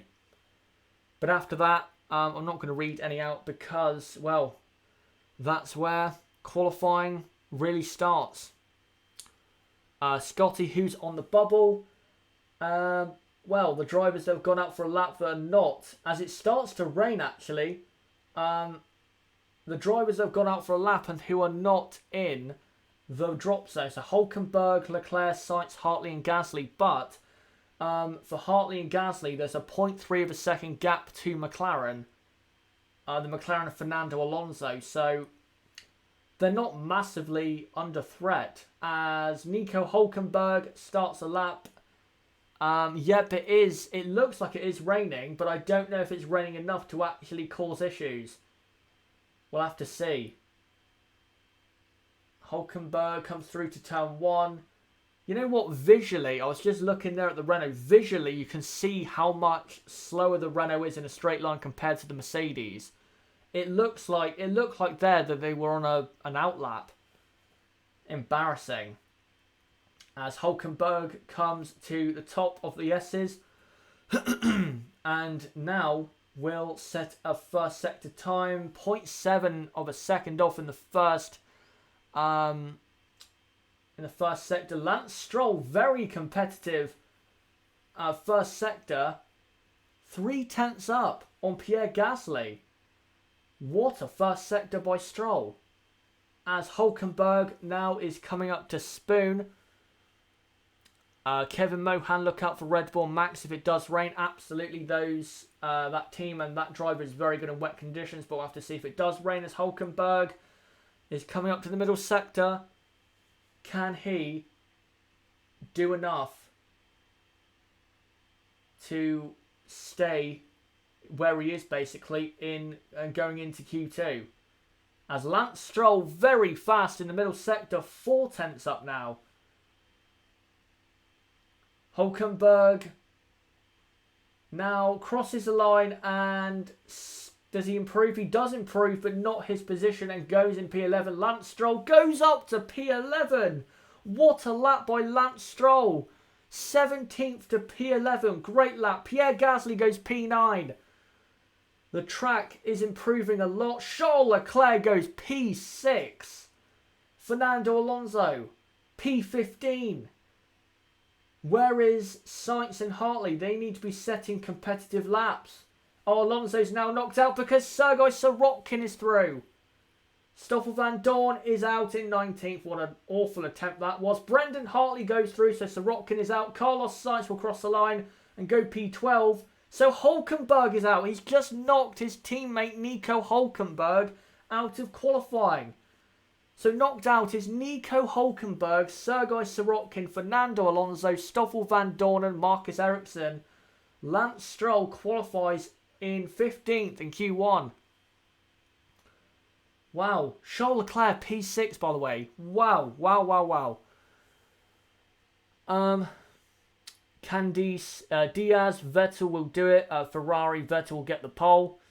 Scotty, Stroll is crazy fast in the rain. Remember last year? Absolutely. Kind of worried that Red Bull bottle it again in the rain and Max can't show his skill. Let's see though if it does actually rain. We don't know yet. But Hulkenberg, I'm afraid, did not improve enough on his lap. I think he did not improve on his own best time in the middle sector. If he improved on that, he probably would have gone through to Q2. So not good for Hulkenberg, and I have to say, Renault look actually a bit worse than I thought they would, because Carlos Sainz was only 13th, I think, in that session. But guys, in a moment I will post a classification of Q1 as soon as I find it. As soon as it comes up, I'll post it. John Hulk, the record continues. I will say, for Lance Stroll, and I know I criticise him a lot, great job. Great job getting into Q2. Great job. Game of Ben, good session. Not bad. Not bad, actually. Q1 was quite good. I didn't expect it to be that competitive. As Charles Leclerc gets wheeled back into his garage. P6 in Q1. Inaz, McLaren worst. Well, I actually said in the build-up that I think McLaren have the worst car. So, not to be cocky, but I told you so. McLaren have the worst car this weekend. How embarrassing. In 6 years, they've gone from having the best car to the worst car. Just let that sink in. 6 years, best to worst. How bad do you have to be to do that? Wow. So that is the end of Q1. Scotty, when you see Stroll pull one of these out of nowhere unbelievable drives every time it rains, how good might he be? Well, if he goes to Force India, we should get a better indication, but honestly, I still don't think he is ultimately good enough to be in the sport, but there's still time for him to prove me wrong. I'll still give him a chance at Force India, but if he proves what I think all along, then I'll continue with my opinion. Good to see Simon Cragland in the chat. Hello to you, saying so close. In Q1, absolutely it was. Kevin Mohan, Q2 and Q3 will be fun. Q2 will be very fun because there's a lot of competitive people that want to get in to Q3. Mike Post, what do you think of the new Honda engine? Very good, and now better than the Renault. For the first time since they came back into the sport, Honda, in my opinion, right now do not have the worst power unit in the sport. What progress they've made. Williams surprised me. That's for Simon Cragland. They did for me. Even though Sirotkin was knocked out, I thought Williams had maybe a slight chance of getting through to Q2, but Lance Stroll's lap was amazing. Amazing. He was way faster than people like Fernando Alonso and Stoffel Van Dorn in the McLaren. Way faster. Did not expect that. Game of Ben, Stroll Q3, probably no. No, I don't think he will. I think the best you can hope for is in the dry. I don't know, P14. If it rains, maybe he can get into the top 10, who knows, but yeah, we'll see. But in the dry conditions, most likely he's going to be out quite comfortably in about P14 or P15. Right, I'll just throw a picture on the screen for you guys of a Renault. Let me just get it up on the screen. So, here you go. Nico Hulkenberg out in Q1. I'm sorry, for Renault, that is not good enough. They are not going to hold on to fourth in the constructors. Surely there's no chance. Surely there's no chance they're going to hold on to fourth. Surely. Wow, what the hell has happened now? The track's gone incredibly dark. Okay, this is a bit weird. I don't know if that was live. That scared the absolute daylights out of me. Is the storm heading, the typhoon heading this way? That looked very, very scary then. That sky next to the big wheel. Scotty, it's the end of days. It looked like the end of days. That looked absolutely terrifying, that image they showed when they cut back to the track. Wow, please do not show that again. That looked terrifying. James Eric, it's really sad that McLaren and Williams now have the worst cars. It is, but they have brought it upon themselves. They are in those positions because poor decision making. John, Day After Tomorrow, absolutely. I remember that film. That was, a massive disaster film, wasn't it? As Q2 has now started. And I believe that the top two teams are on the super soft tyres. I might be wrong, but I believe... Lewis Hamilton is on softs. Okay. Right, on post now your classification for Q1. Let me just get it on the screen in the next couple seconds. So there you go. Let me just enlarge it as well. There you go. So, knocked out in Q1, Nico Hulkenberg. That is not good. Then Sergei Sorokin, Fernando Alonso, Stoffel Van Dorn. McLaren are so bad. And then Marcus Ericsson last because he crashed about 3 or 4 minutes into the session. So those are your drivers knocked out in qualifying 1 as Kimi Raikkonen passes a Mercedes on his outlap on the super soft tyres. Very unusual conditions. It looks like it can rain at any point. We don't know. Scotty says Hulk must have had some issues. He's a better driver than that. True, but the Renault this weekend and, well, was never expected to be good. So I just think when it comes to qualifying, because other teams in the midfield have turned their power units up, they can't turn theirs up anymore. And yeah, that's how quick they really are. Yes, Hulkenberg is probably better than Sainz at this track, but the Renault car just is poor. As Kimi Raikkonen now starts his lap and goes through turns 1 and 2 on the super soft tyres. So Ferrari are going to try and start on the softer compound to be aggressive. Don't know if that'll work or not in the Grand Prix. Hamilton is on softs. So Raikkonen coming through the S's. I mean, from 10th to 18th is only half a second. That's exactly what we want to see. That's some INAS. That's exactly what we want to see in F1, but we don't get that at the top of the field, unfortunately, as Lewis Hamilton actually went faster than Raikkonen in the first sector on a harder compound of tyre. And so did Bottas. Simon Craglan, Williams and Renault were almost equal in Q1. You know what? The reason that is the case is because Renault, their power unit is so bad now. It's so bad compared to Honda. Well, maybe not compared to Honda, but compared to Ferrari and Mercedes, it's so poor. As Kimi Raikkonen has to duck and dive past the Haas's and now comes through to the final chicane, and does a 1 minute 28. 1 minute 28.5. Lewis Hamilton now comes through on his soft compound and does a 28 flat on harder compound tyres. Wow, what a lap. And Valtteri Bottas comes through and goes faster by 0.03 of a second. Bottas has the pace. As Ricciardo has an issue. He's getting pushed down the pit lane. More reliability issues for Ricciardo.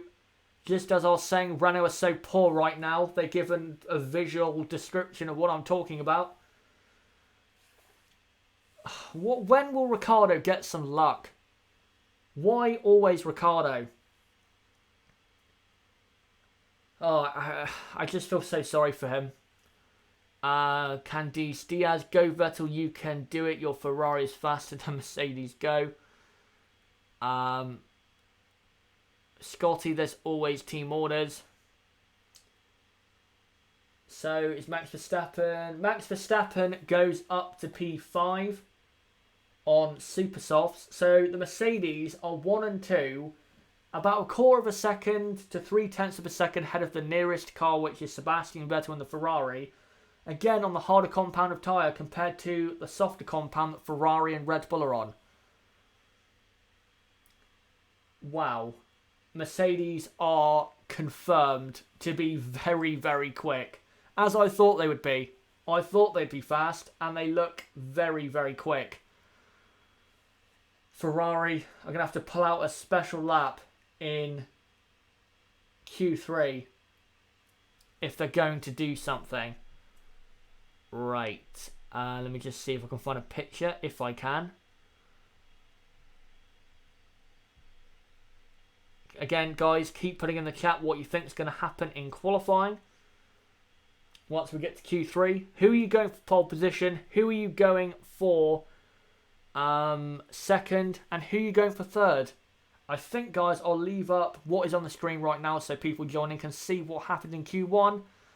So I'll just leave this up on the screen for you guys. Scotty, Ricciardo is just plain snake bit. When it comes to bad luck, he will never be a world champion. I agree. Through no fault of his own, he's never going to be in a car that's going to win a title, in my opinion. I hope a situation like what happened to Jenson Button happens, where he has so much bad luck in his career and then suddenly it falls into place. But, you know, I don't see that happening again. So, yeah, Ricciardo probably won't ever challenge for a world title again, unless Renault really get their act together for 2019. John, this is how I thought Mercedes would be from the beginning of the season. Domination. I will say, this end of the season is basically ending the way it started, say, with pre-season and the first race. Mercedes clearly having the fastest car. So, well, Ferrari in the mid-season, of course, I'd say confirmed had the best car, but did not utilise it. As Lewis Hamilton, oh, he's pitting. I thought he was coming out for another run, but the Mercedes garage is right on the pit exit. James Eric, the end of season will be quite boring if Mercedes has the fastest car by quite a bit, but doesn't let their drivers race. For the time being, yes, that will be boring, but if Hamilton wraps up the title, say, at the US Grand Prix, if Vettel has a retirement, then I think for the final 3 races, they will allow their 2 drivers to race because both titles will be sealed. Daniel Ricciardo is still having his car repaired. Hopefully he can get out for a run. We still have about 7 minutes to go in Q2. So I'll read out the order now. It's Bottas from Hamilton at the top, then Vettel 3rd, Raikkonen 4th, Verstappen 5th, Ocon 6th, Perez 7th, Grosjean 8th, Gasly 9th and Hartley 10th. Great there for Toro Rosso.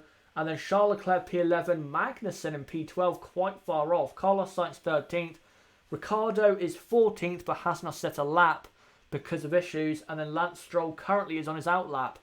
So hopefully the TV cameras pick up Stroll so we can see his lap. And they do, just as I say that. They must be listening. So Lance Stroll comes into turn 1. What can he do with this Williams? He comes through the S's now.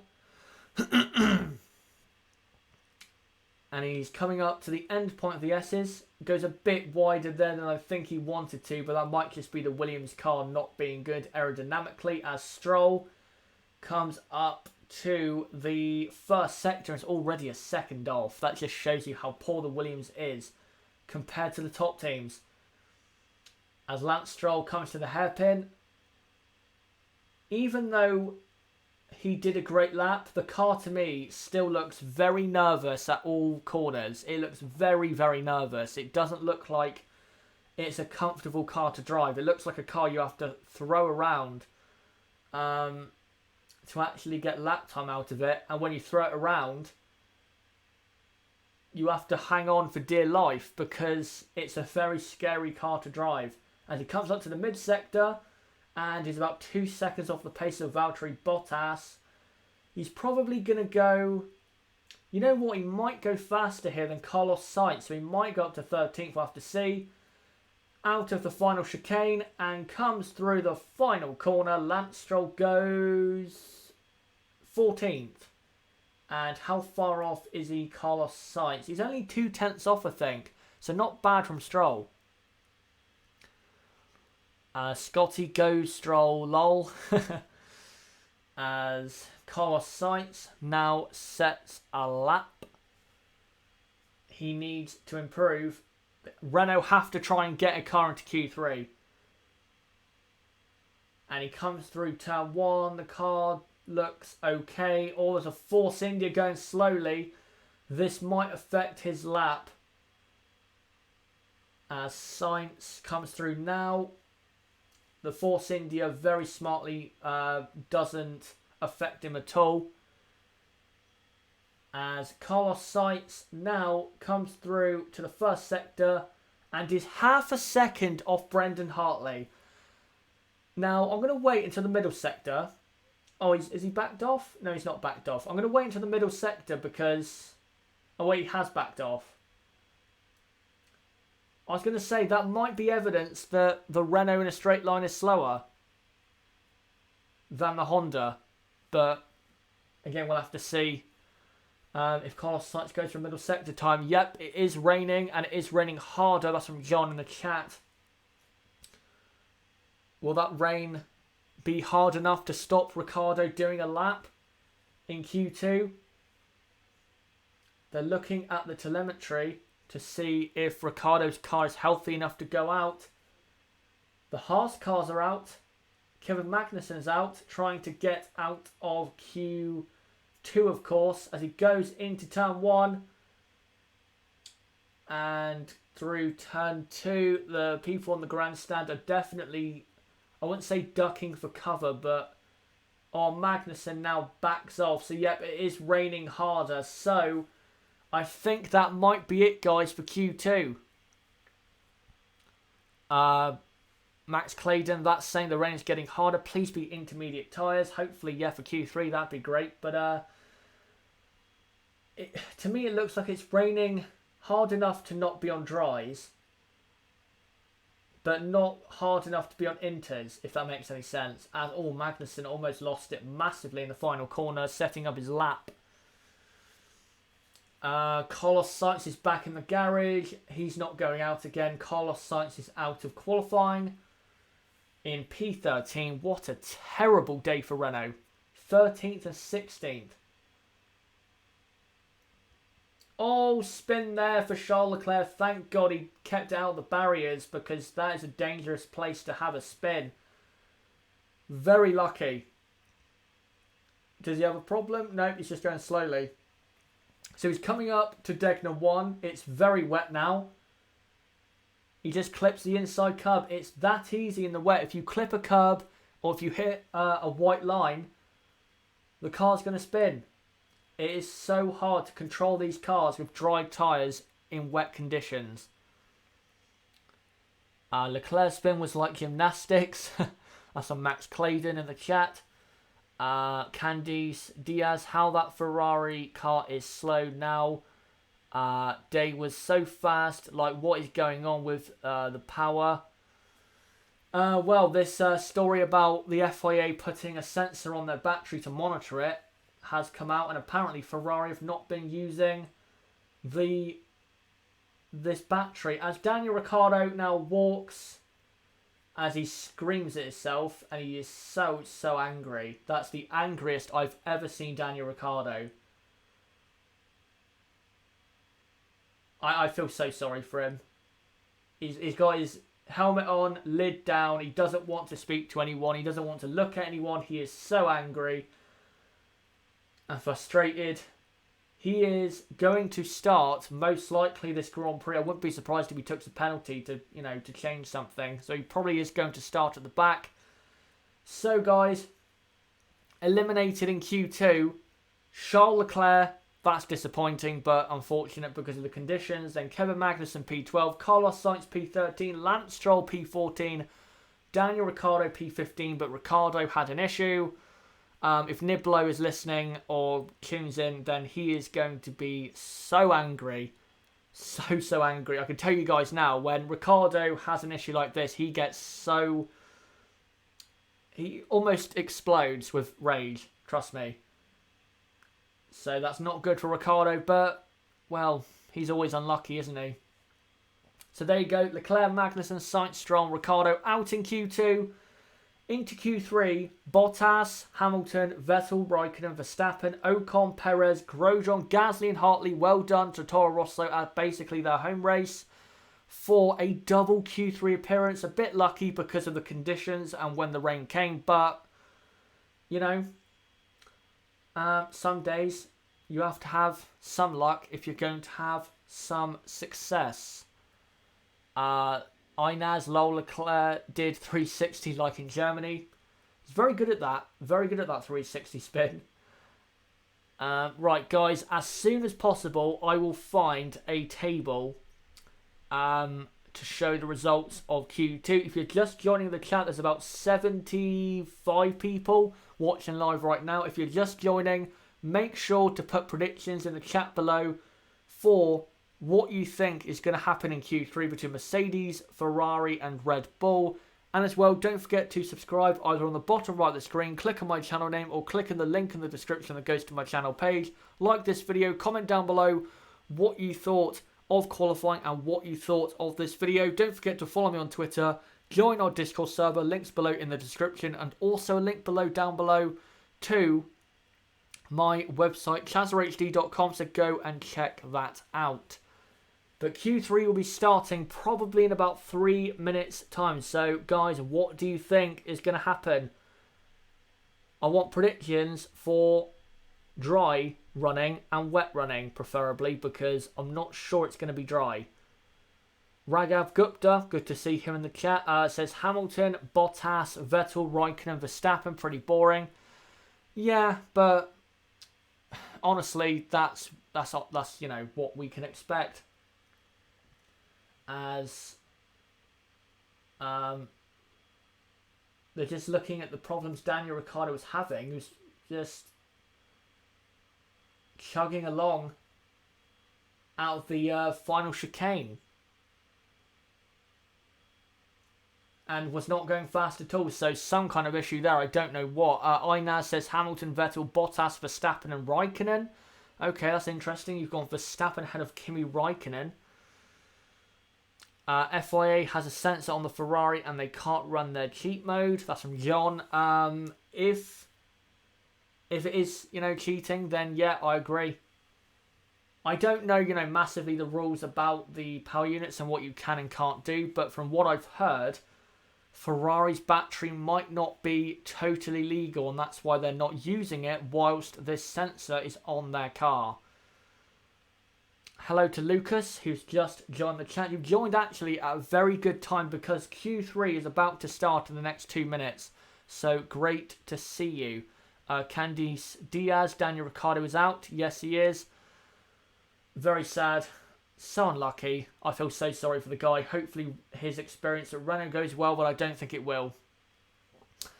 Gamer Ben, do you think Ferrari were cheating? I don't know. I don't know. If it comes out that this battery was against the rules, then of course, yes, they were. But we need to hear more about this because I feel as though more information needs to come out about what this battery is, what it does, what the FIA sensor is picking up, stuff like that. John, and there goes the extra power the Ferrari had. Yep. Niblo, who don't ever want to hear any other driver complain about bad luck.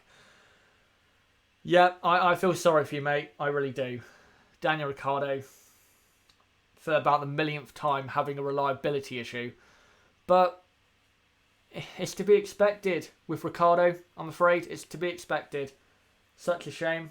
But hopefully he can have, an okay race tomorrow. Guy Crease, why are Q2 times not appearing? I'm basically waiting for them to appear on Twitter. They should be appearing very, very soon as I look now. And yeah, I'm just waiting for them to pop up on Twitter. As soon as I find them, I'll put them on the screen. But, I can't do anything until I find them. So they will be up on the screen as soon as possible. And as well, just to let you know, in case you do not know who went out in Q2, it was Charles Leclerc, Kevin Magnussen, Carlos Sainz, Lance Stroll, and Daniel Ricciardo. Crystal Bew, I think that is, says, ironic he's going to Renault. Yeah, that's not looking the smartest career choice right now. But, things can change. You don't know what's going to happen in 2 or 3 years' time. No problem to Guy Crease. Simon Cragland. Grosjean qualified on softs. If he did, that's a great lap. Was it 8th? Yeah, it was 8th. So if he did qualify on softs, I'll try and see if he did. If I can find the table. Yep, I've got the table up now, so I'll post it on the screen. Right, Q2 times are about to appear, guys, so don't worry. They are coming on the screen in just a second as the rain is falling, I think. So there you go. Q2, Charles Leclerc, Kevin Magnussen, Carlos Sainz, Lance Stroll, Daniel Ricciardo knocked out. And for Romain Grosjean, yes, he did. He set his time on soft tyres because his second run would surely have been aborted. Great effort. Great effort. That's fantastic. And you know what? If he is, then he's going to be in a very good position tomorrow because he won't be struggling on tyres as much as he would be starting on the softest compound. Great spot by Simon Cragland. Emmy asks, why did Mercedes go with soft tyres? Because the soft tyres hang on better than the super softs. Even though it would be a one-stop anyway if they started on supers, the super softs are not hanging on very well, so they've gone with soft tyres, and it's understandable. John, and now Rick is heading to Renault. Yep, again, that's not good. Gamer Ben, what live streaming platform do you use? I use OBS for my live streams. It's so good, guys. If you ever decide to do anything like streaming or YouTube, OBS is very good for streaming. It's so simple. You just drop images or whatever into the box, and then it pops up on the screen. And yeah, there you go. And then you can go from there. It's very simple and easy to use. Mike Post, what do you think of the choice of Ricciardo to go to Renault next year? As by the way, Ferraris are on intermediates, just to point that out. Right now, that's not looking good, but I want to see after pre-season testing in 2019 whether it is or not a good decision. As the green light goes for Q3, 12 minutes of qualifying as Lewis Hamilton comes out on super soft tyres, and the two Ferraris on intermediates, or Sebastian Vettel on intermediate tyres? Interesting. Very interesting. Will Ferrari be correct with Vettel on that, or will Mercedes be correct on what they're doing? Candice Diaz, I think Vettel will do it in Q3 maybe, but the Mercedes is so fast in the rain. It doesn't look like it's raining really at the minute, and Ferrari are out on inters. Both Ferraris, Kimi Raikkonen and Sebastian Vettel. By the way, to the 100 people watching right now, put in your final predictions for Q3. And as well, don't forget to subscribe either bottom right of the screen, click on my channel name, or click on the link in the description that goes to my channel page.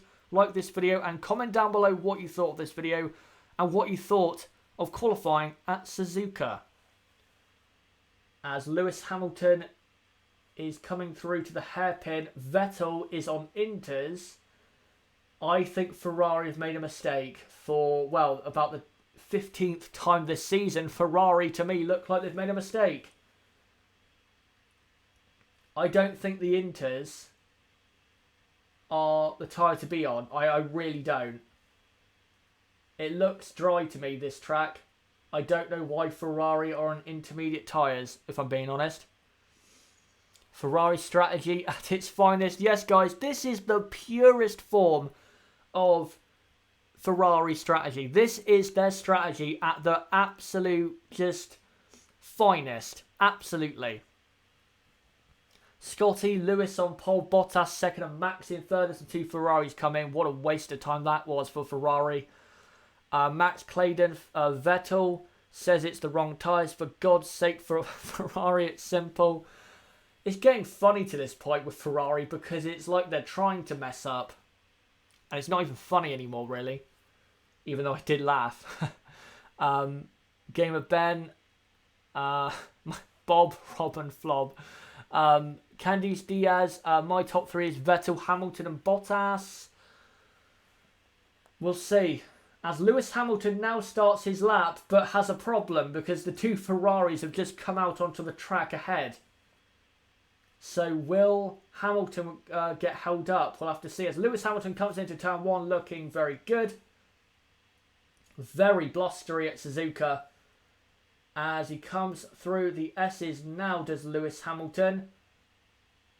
And the car looks good to me. Maybe not as good as other times in the weekend because of the conditions, but Hamilton does look good as Raikkonen here is going to move out of Hamilton's way.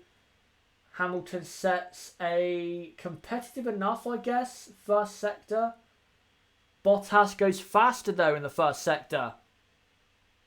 As Lewis Hamilton at the hairpin goes a bit wider than maybe he would want, but gets good traction on the exit. Hamilton halfway through his lap. As he now comes through to Spoon. Flicks it in. Car looks brilliant. Flicks it in again for the second part. The car sticking very nicely. And now he comes up to the straight heading towards 130R and to the mid-sector point. He does a... They haven't clocked his time in the middle sector for some reason, but he has done the fastest middle sector, of course. Valtteri Bottas has not gone as fast as Lewis in the middle sector. So here comes Lewis Hamilton across the line and goes fastest on a 1:27.7. That is fast. Valtteri Bottas goes second and 0.3 of a second off. But we have to wait and see what Ferrari can do. Ferrari are out of sync now with everyone else as Max Verstappen coming through the mid-sector, a full second off Hamilton in the middle sector. Not good, but he's not expecting to be quick. As, by the way, Pierre Gasly and Brendan Hartley are currently third and fourth ahead of the two Force Indians. Very good. As Verstappen comes through and qualifies third, miles off the pace. So now we wait for Ferrari to do their lap. Yeah, Toro Rosso right now, fourth and fifth, and Hartley ahead of Gasly. As Kimi Raikkonen comes through Spoon. Oh, makes a mistake on the middle of Spoon. Gets a bit out of shape. And that's going to cost him lap time. And now comes up to the middle sector point.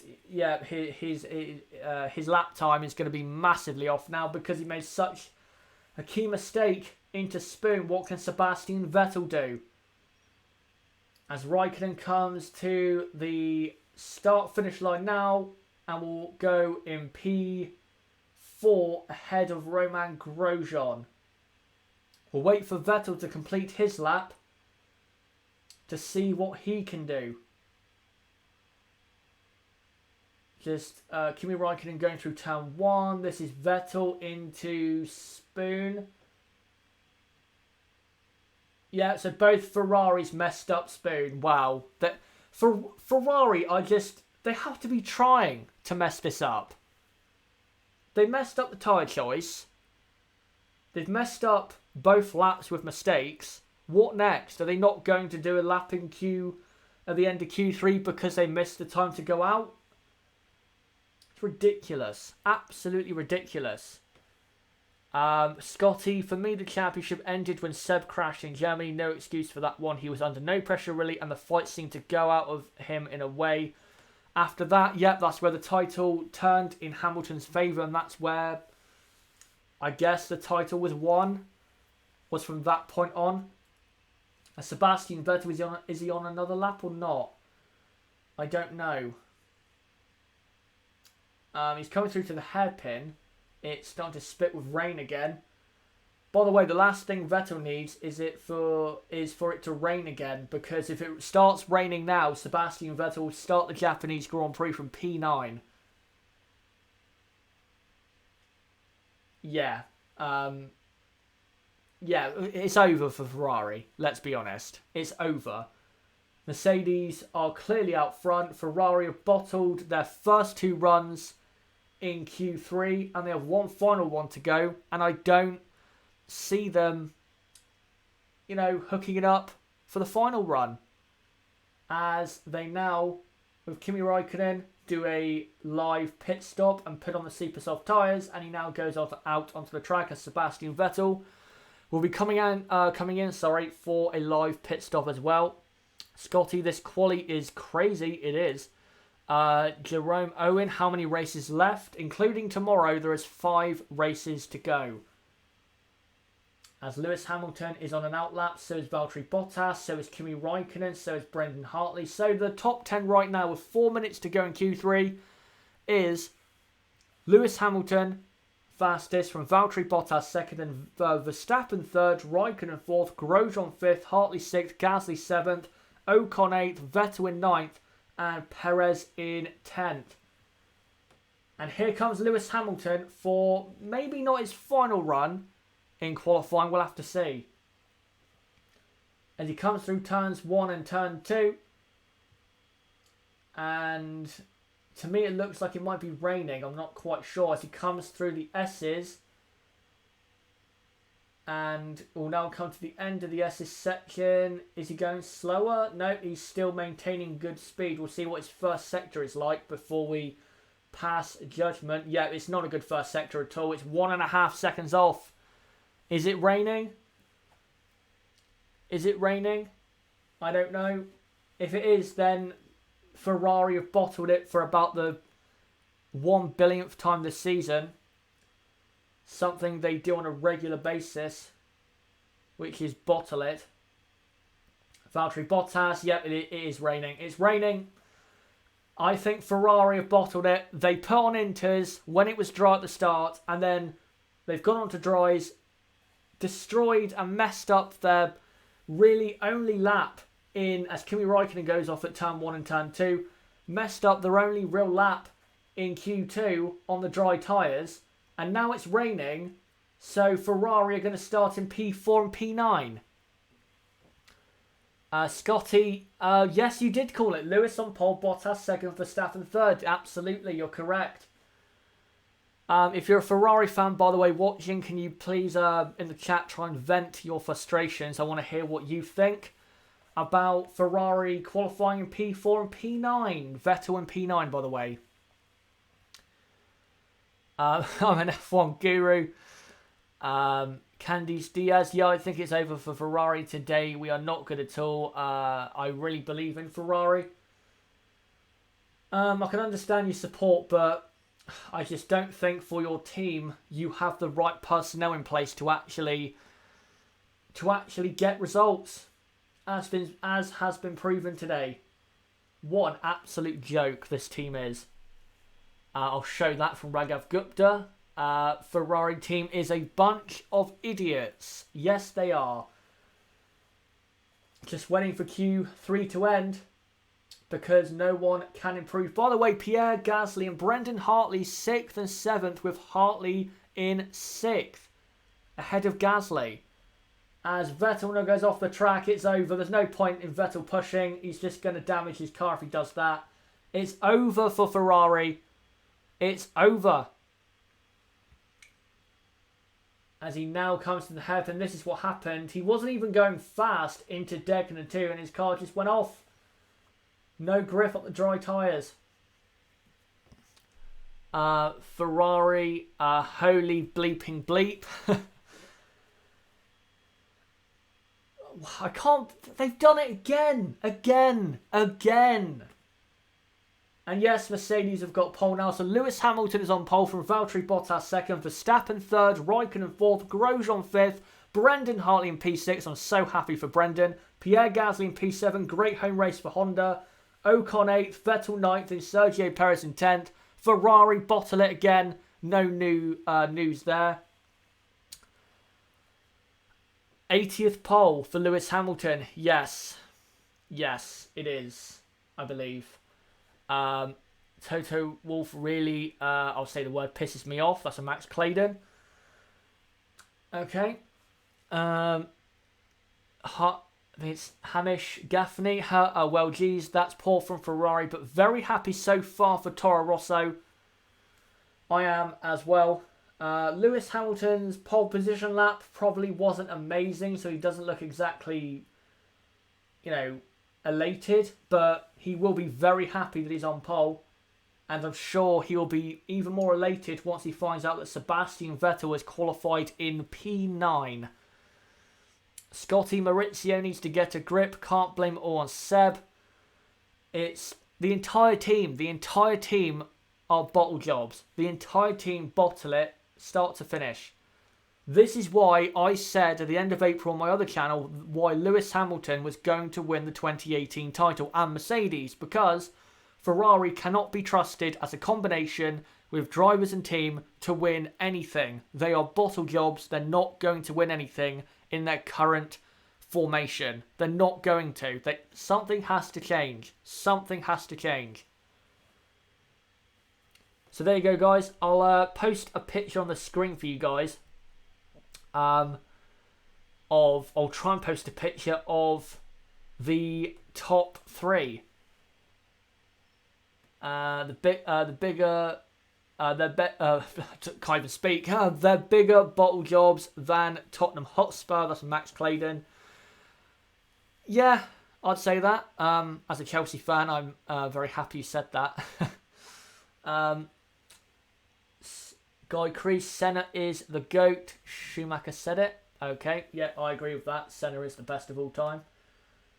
But are we looking at Lewis Hamilton as maybe someone who can challenge that position?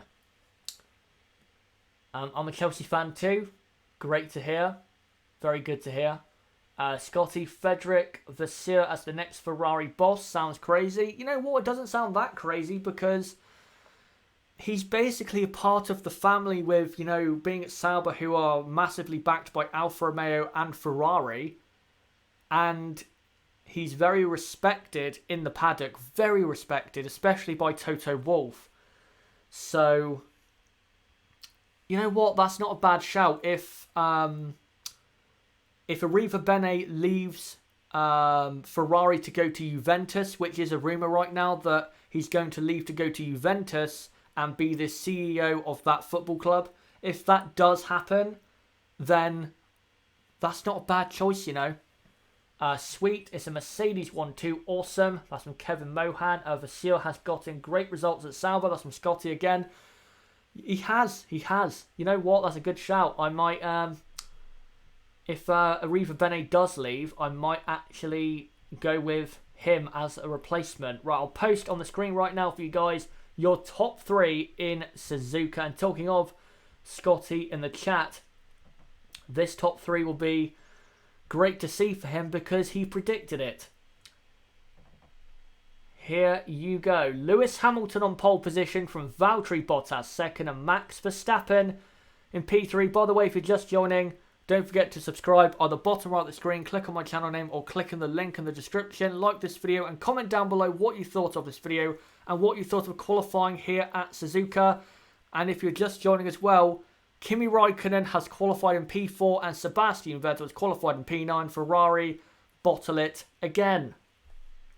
So guys, for the next 30 minutes as ever, put in the chat what you thought of qualifying and I will try and answer every question or comment that I can get to. So put in the chat right now what you think of qualifying here in Japan. John, Hamilton is in an era with no competition. I disagree because Vettel is still strong competition, and you still have the Red Bull drivers. When their car is working well, they can be up there as well. Yes, the competition is not as great for him as, say, it was in 2012 or 2010, but it's not like there's no competition. There's definitely competition for him. Daniel Crawford, Hamilton is the GOAT. I wouldn't go that far, but if he does win the title this year, which I think he will, I think Lewis Hamilton definitely enters the top 5 of all time. Toro Rosso, best of the rest. As a team, yes, but not really, because Grosjean did qualify in P5. But again, as a team, yeah, P6 and P7. Did Ferrari have to modify their engine? That's Jerome Owen. I don't think so. I think they're just not using that battery that was working so well for them. Max Claydon, for the second year in a row, Ferrari bottled the championship. Yes, indeed. And, well, I wouldn't be surprised if they did it in 2019 if they don't make some serious changes and replacements at the team. They have to now. It's getting ridiculous. They're making mistakes every single weekend. Every single weekend, they are making key mistakes, which is affecting them compared to Mercedes. The last time they went through a weekend where they didn't make a mistake was what? Silverstone? That's a long time ago. RD said the battery was illegal. Also, no, so was the battery illegal? It's not confirmed, but if they're not using it with that sensor on to try and detect that battery, then I would say yes, it is. Because if you're not going to use something, which the FIA is looking for to catch you out for cheating, then surely that points to you cheating. If you're not using it, you're trying to hide from the governing body. Right, I'll try and read through as many comments in the chat. Hamish says, good job, Chaz. Was happy I was able to watch along while at work. No problem. Great to do this for you guys so early in the morning. Hopefully you are having a good day. And to everyone in the chat right now, hopefully you're all having a good morning or afternoon or wherever you are in the world. Game of Ben Leclerc versus Hamilton in 2019. If Vettel doesn't get his act together, then yeah, that might be a possibility. Mike Post, Honda is back. They are back. Honda are making some serious progress. Honda P6 and P7. That's from Lucas. Absolutely fantastic result. Even though Toro Rosso thought they could have a good weekend, they did not think P7 and P6 on the grid was actually possible. RD, Vettel must be screwing. Yeah, he is. He is. Lucas, bottle Ferrari. Something they do on a regular basis, I'm afraid. Max Claydon, Mercedes saying it was a great strategy call. Let's face it, it was luck. I don't think it was. Because they saw the track was dry at the start of Q3. Ferrari, I think, put inters on thinking it would rain again when it didn't for, say, another 5 minutes. And then they changed to dry tyres, which was the wrong tyre to be on. So Ferrari misread the conditions and Mercedes read the conditions absolutely perfectly. Right, just trying to make sure I read all of the comments. John, it was an illegal / loophole, and now they are not running it. Kind of like the manufacturers using a cheat mode on the diesel cars. Yeah, I have to agree with you.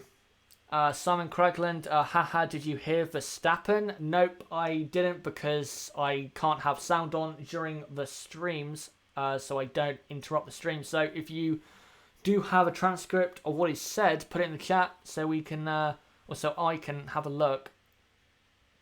Jerome Owen, could you discuss about Ferrari battery in depth? You know what? That's a good idea. I might do a video on that between this race and COTA, the US Grand Prix. I might do a video on it.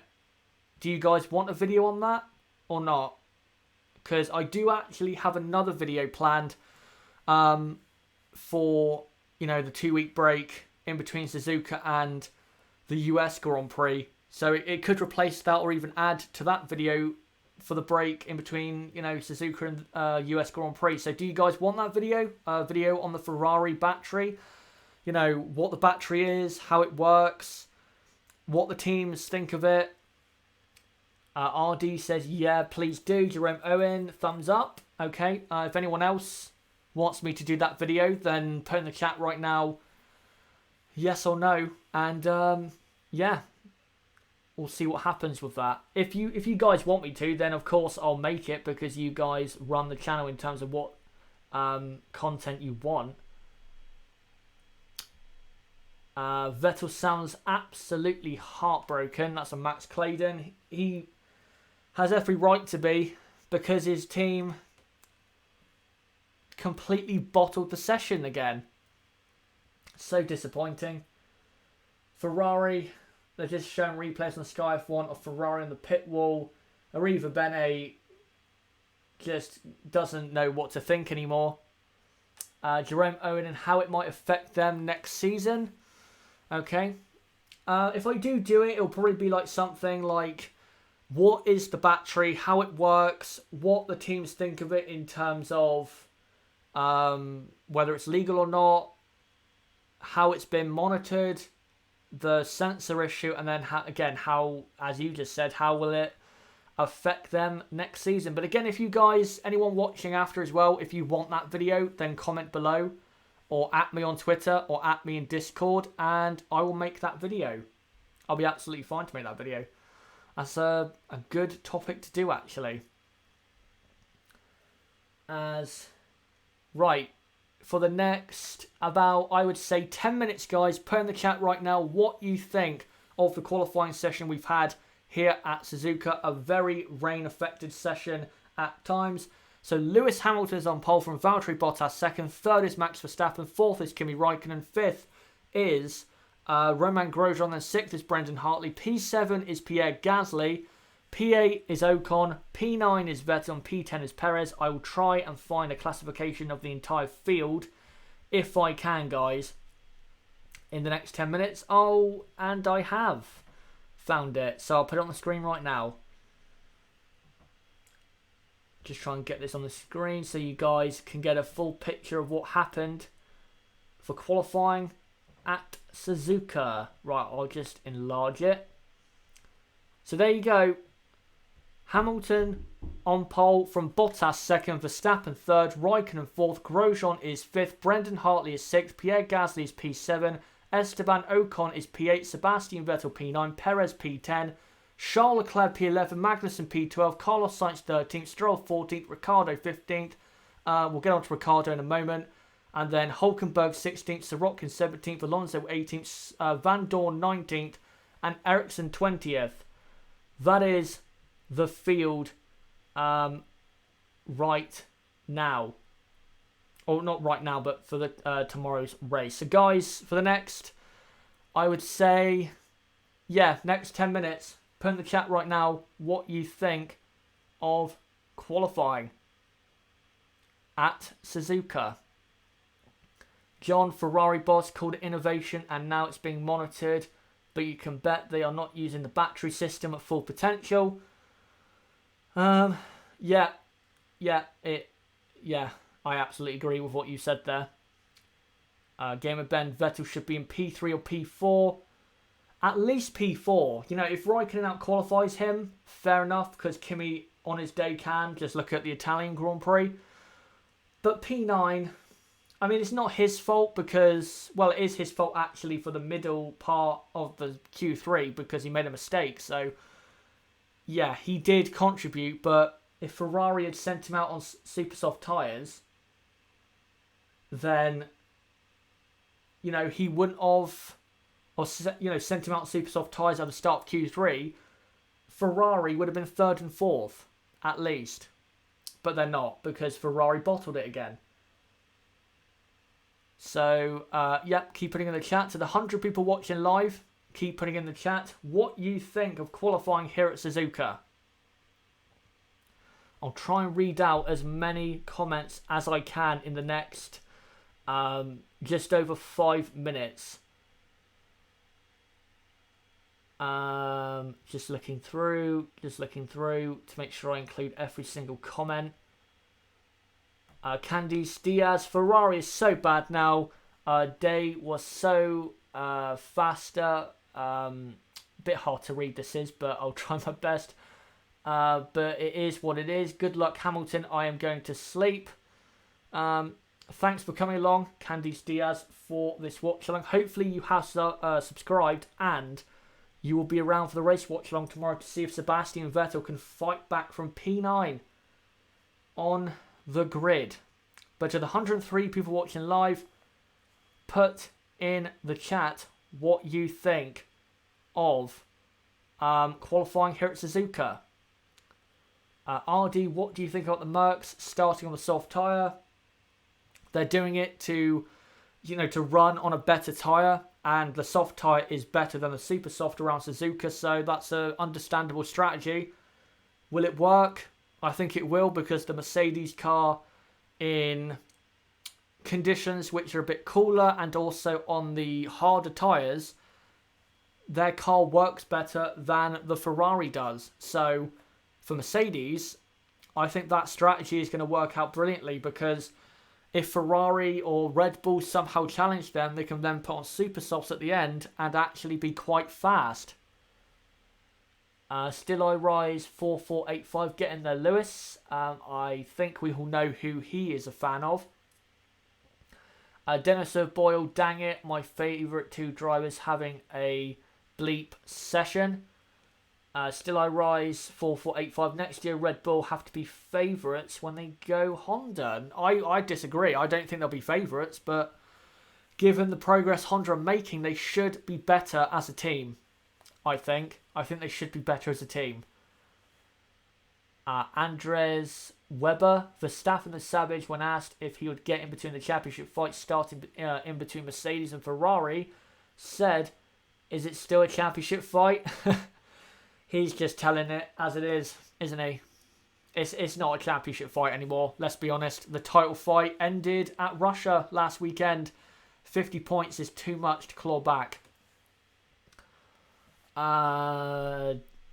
Just looking at more comments just to make sure I haven't missed any. To the 137 people watching live, by the way, thank you to coming along at such a ridiculously early time in the morning for this qualifying watch along. I didn't think we'd get even 50 people watching live, so thank you so much for coming along and watching qualifying. It is always great to have you along. Simone says, well, I'm not going to read it out, but I think we can all tell who he is probably a fan of with that comment. He just says, bleep. Still I Rise 4485. Trust me, especially with Max Verstappen and young Gasly. I don't think they will be favourites. I don't think they will. I think if they're going to go for the title, Honda would have to make a massive jump over the winter for that to happen. I don't see it. I think they can get wins in 2019, but I'm not going to say anything about, a title battle. Jerome Owen, it will rain on race day, so Sebastian will have a great chance winning or being in the top 3. I've actually heard that the weather forecast for tomorrow is hot and sunny but windy. That apparently is the weather for the race. So, yeah. That's maybe not great news for Vettel, but then again, the Ferrari in wet conditions is not that great anyway. So, yeah. Game of Ben, Hartley win. I'm calling it. If there's chaos tomorrow, imagine if Hartley got a podium. That'd be amazing. John, see you guys. Do a live stream topic about Ferrari battery system. I will probably do a video about it, but it probably won't be a live stream because I'll have to do a lot of research and make sure I get everything compiled into one, and I don't think a live stream would be good to do that in. So I'll probably do a video on that between Suzuka and Kota. Oh, do you hope Daniel has more luck at Renault next year, especially with the engines? I don't think he will, because Renault are falling backwards at an alarming rate. They really are. But thanks to John, by the way, for coming along, as always, to these streams. He always comes along and provides some entertaining comments. Amazing Fabs. Ferrari have been constantly gambling all year. Just do what everybody else does and sit. Pat, I think that says. Worst case scenario would have been second row lockout. Why all this aggressive strategy that backfires? Because they're trying to do something to beat Mercedes, but what they don't understand is, yes, be aggressive, but not ridiculously aggressive to the point where you're actually negatively affecting your own result. You cannot do, stuff like that.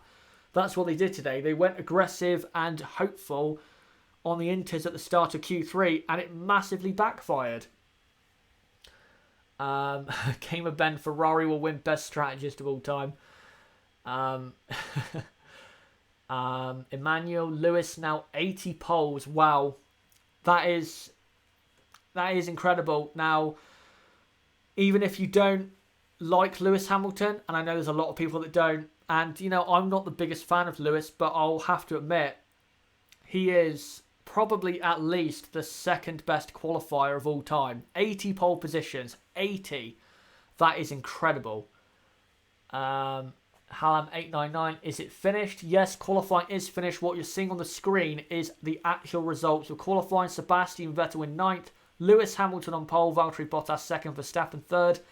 Kimi Räikkönen 4th. And I'm sure you can read the rest if you can. Oh, he's just woke up. A bit unfortunate, but at least you've tuned in to the end of the stream. We'll be coming off in about 2 or 3 minutes time. We'll be coming off. By the way, just to let you guys know, my qualifying review for the Japanese Grand Prix of 2018 will be up between 5 PM and 8 PM tonight, UK time. And then tomorrow, I will be live at 5:10 in the morning for the race watch-along until about 7:45 when the race ends. And then live again at 8:30 AM for the race reaction for about an hour.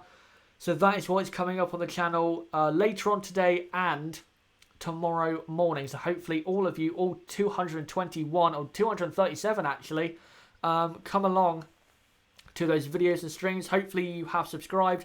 If you haven't already, bottom right of the screen or click on my channel name or link in the description that goes to my channel page. Don't forget as well to hit the notifications bell and like this video and comment down below what you thought of this video and what you thought of qualifying at Suzuka. Right, I'll read out a couple more comments and then I'll come off because I've been on for about 2.5 hours now and my throat needs a rest. Ferrari's strategy is depressingly bad. Yes, it is. It is. Their strategy is... It's an example of how not to do strategy in F1. It's a great example of what not to do. Hallam899, Kimi 1.7 seconds behind. Lol, that's because he made a mistake on his only real run in Q3 at the middle of Spoon. Welcome Toro Rosso, also from Hallam899. I'll just make sure to include everyone's comments. I want to make sure I include all your comments because all your comments, guys, as always, are good. Toro Loco, the Ferraris were on track when it was... driest, but clipped the wet curbs. Nobody got a second run. Driver error from both Kimi and Seb. And also, for me, team error from Ferrari. Because why did they go out on Inters when it was dry at the start of Q3? Why? Why? I don't get it. It was clearly dry. The sun was almost coming out. And I know it changed very quickly to rain, but... if Mercedes and all the other teams in the pit lane that came out in Q3 could see it was not raining and came out in dry tyres, why couldn't Ferrari? Why did they take that risk? Why? I don't get it. I don't get it. Especially when they have, cameras at maybe at the factory of the track and also cameras at the track of what's going on. Surely they would have seen that, I think it's a bit too dry for Inters. Surely. But of course, they didn't. Still I Rise 4485 shows the importance of team decision making. Great channel, by the way. Thank you very much for that. Hopefully you will subscribe because we do this every race weekend on the channel. And it's been a pleasure so far to cover the Japanese Grand Prix weekend. Right, I will do 2 more comments and then I will come off for sure. The first one is Emmanuel. Is it a battle? Is it even a battle anymore? I don't know, says Max Verstappen. Who will start third? When asked, he will medal in the Hamilton-Vettel title battle in the race. Do you agree with this? Yes, I do. The title battle is over. It's absolutely 100% over. Lewis will win the championship. Vettel and Ferrari bottled 2018. Right. Just looking for that final question. Toro Loco, Max being realistic while the journalists are still having an imaginary battle between Lewis and Seb. Yep, I agree. Absolutely. Right, guys, I am now going to end this stream. Thank you guys for coming along for this qualifying watch along. Again, if you have not subscribed, don't forget to do it either on the bottom right of the screen or click on my channel name.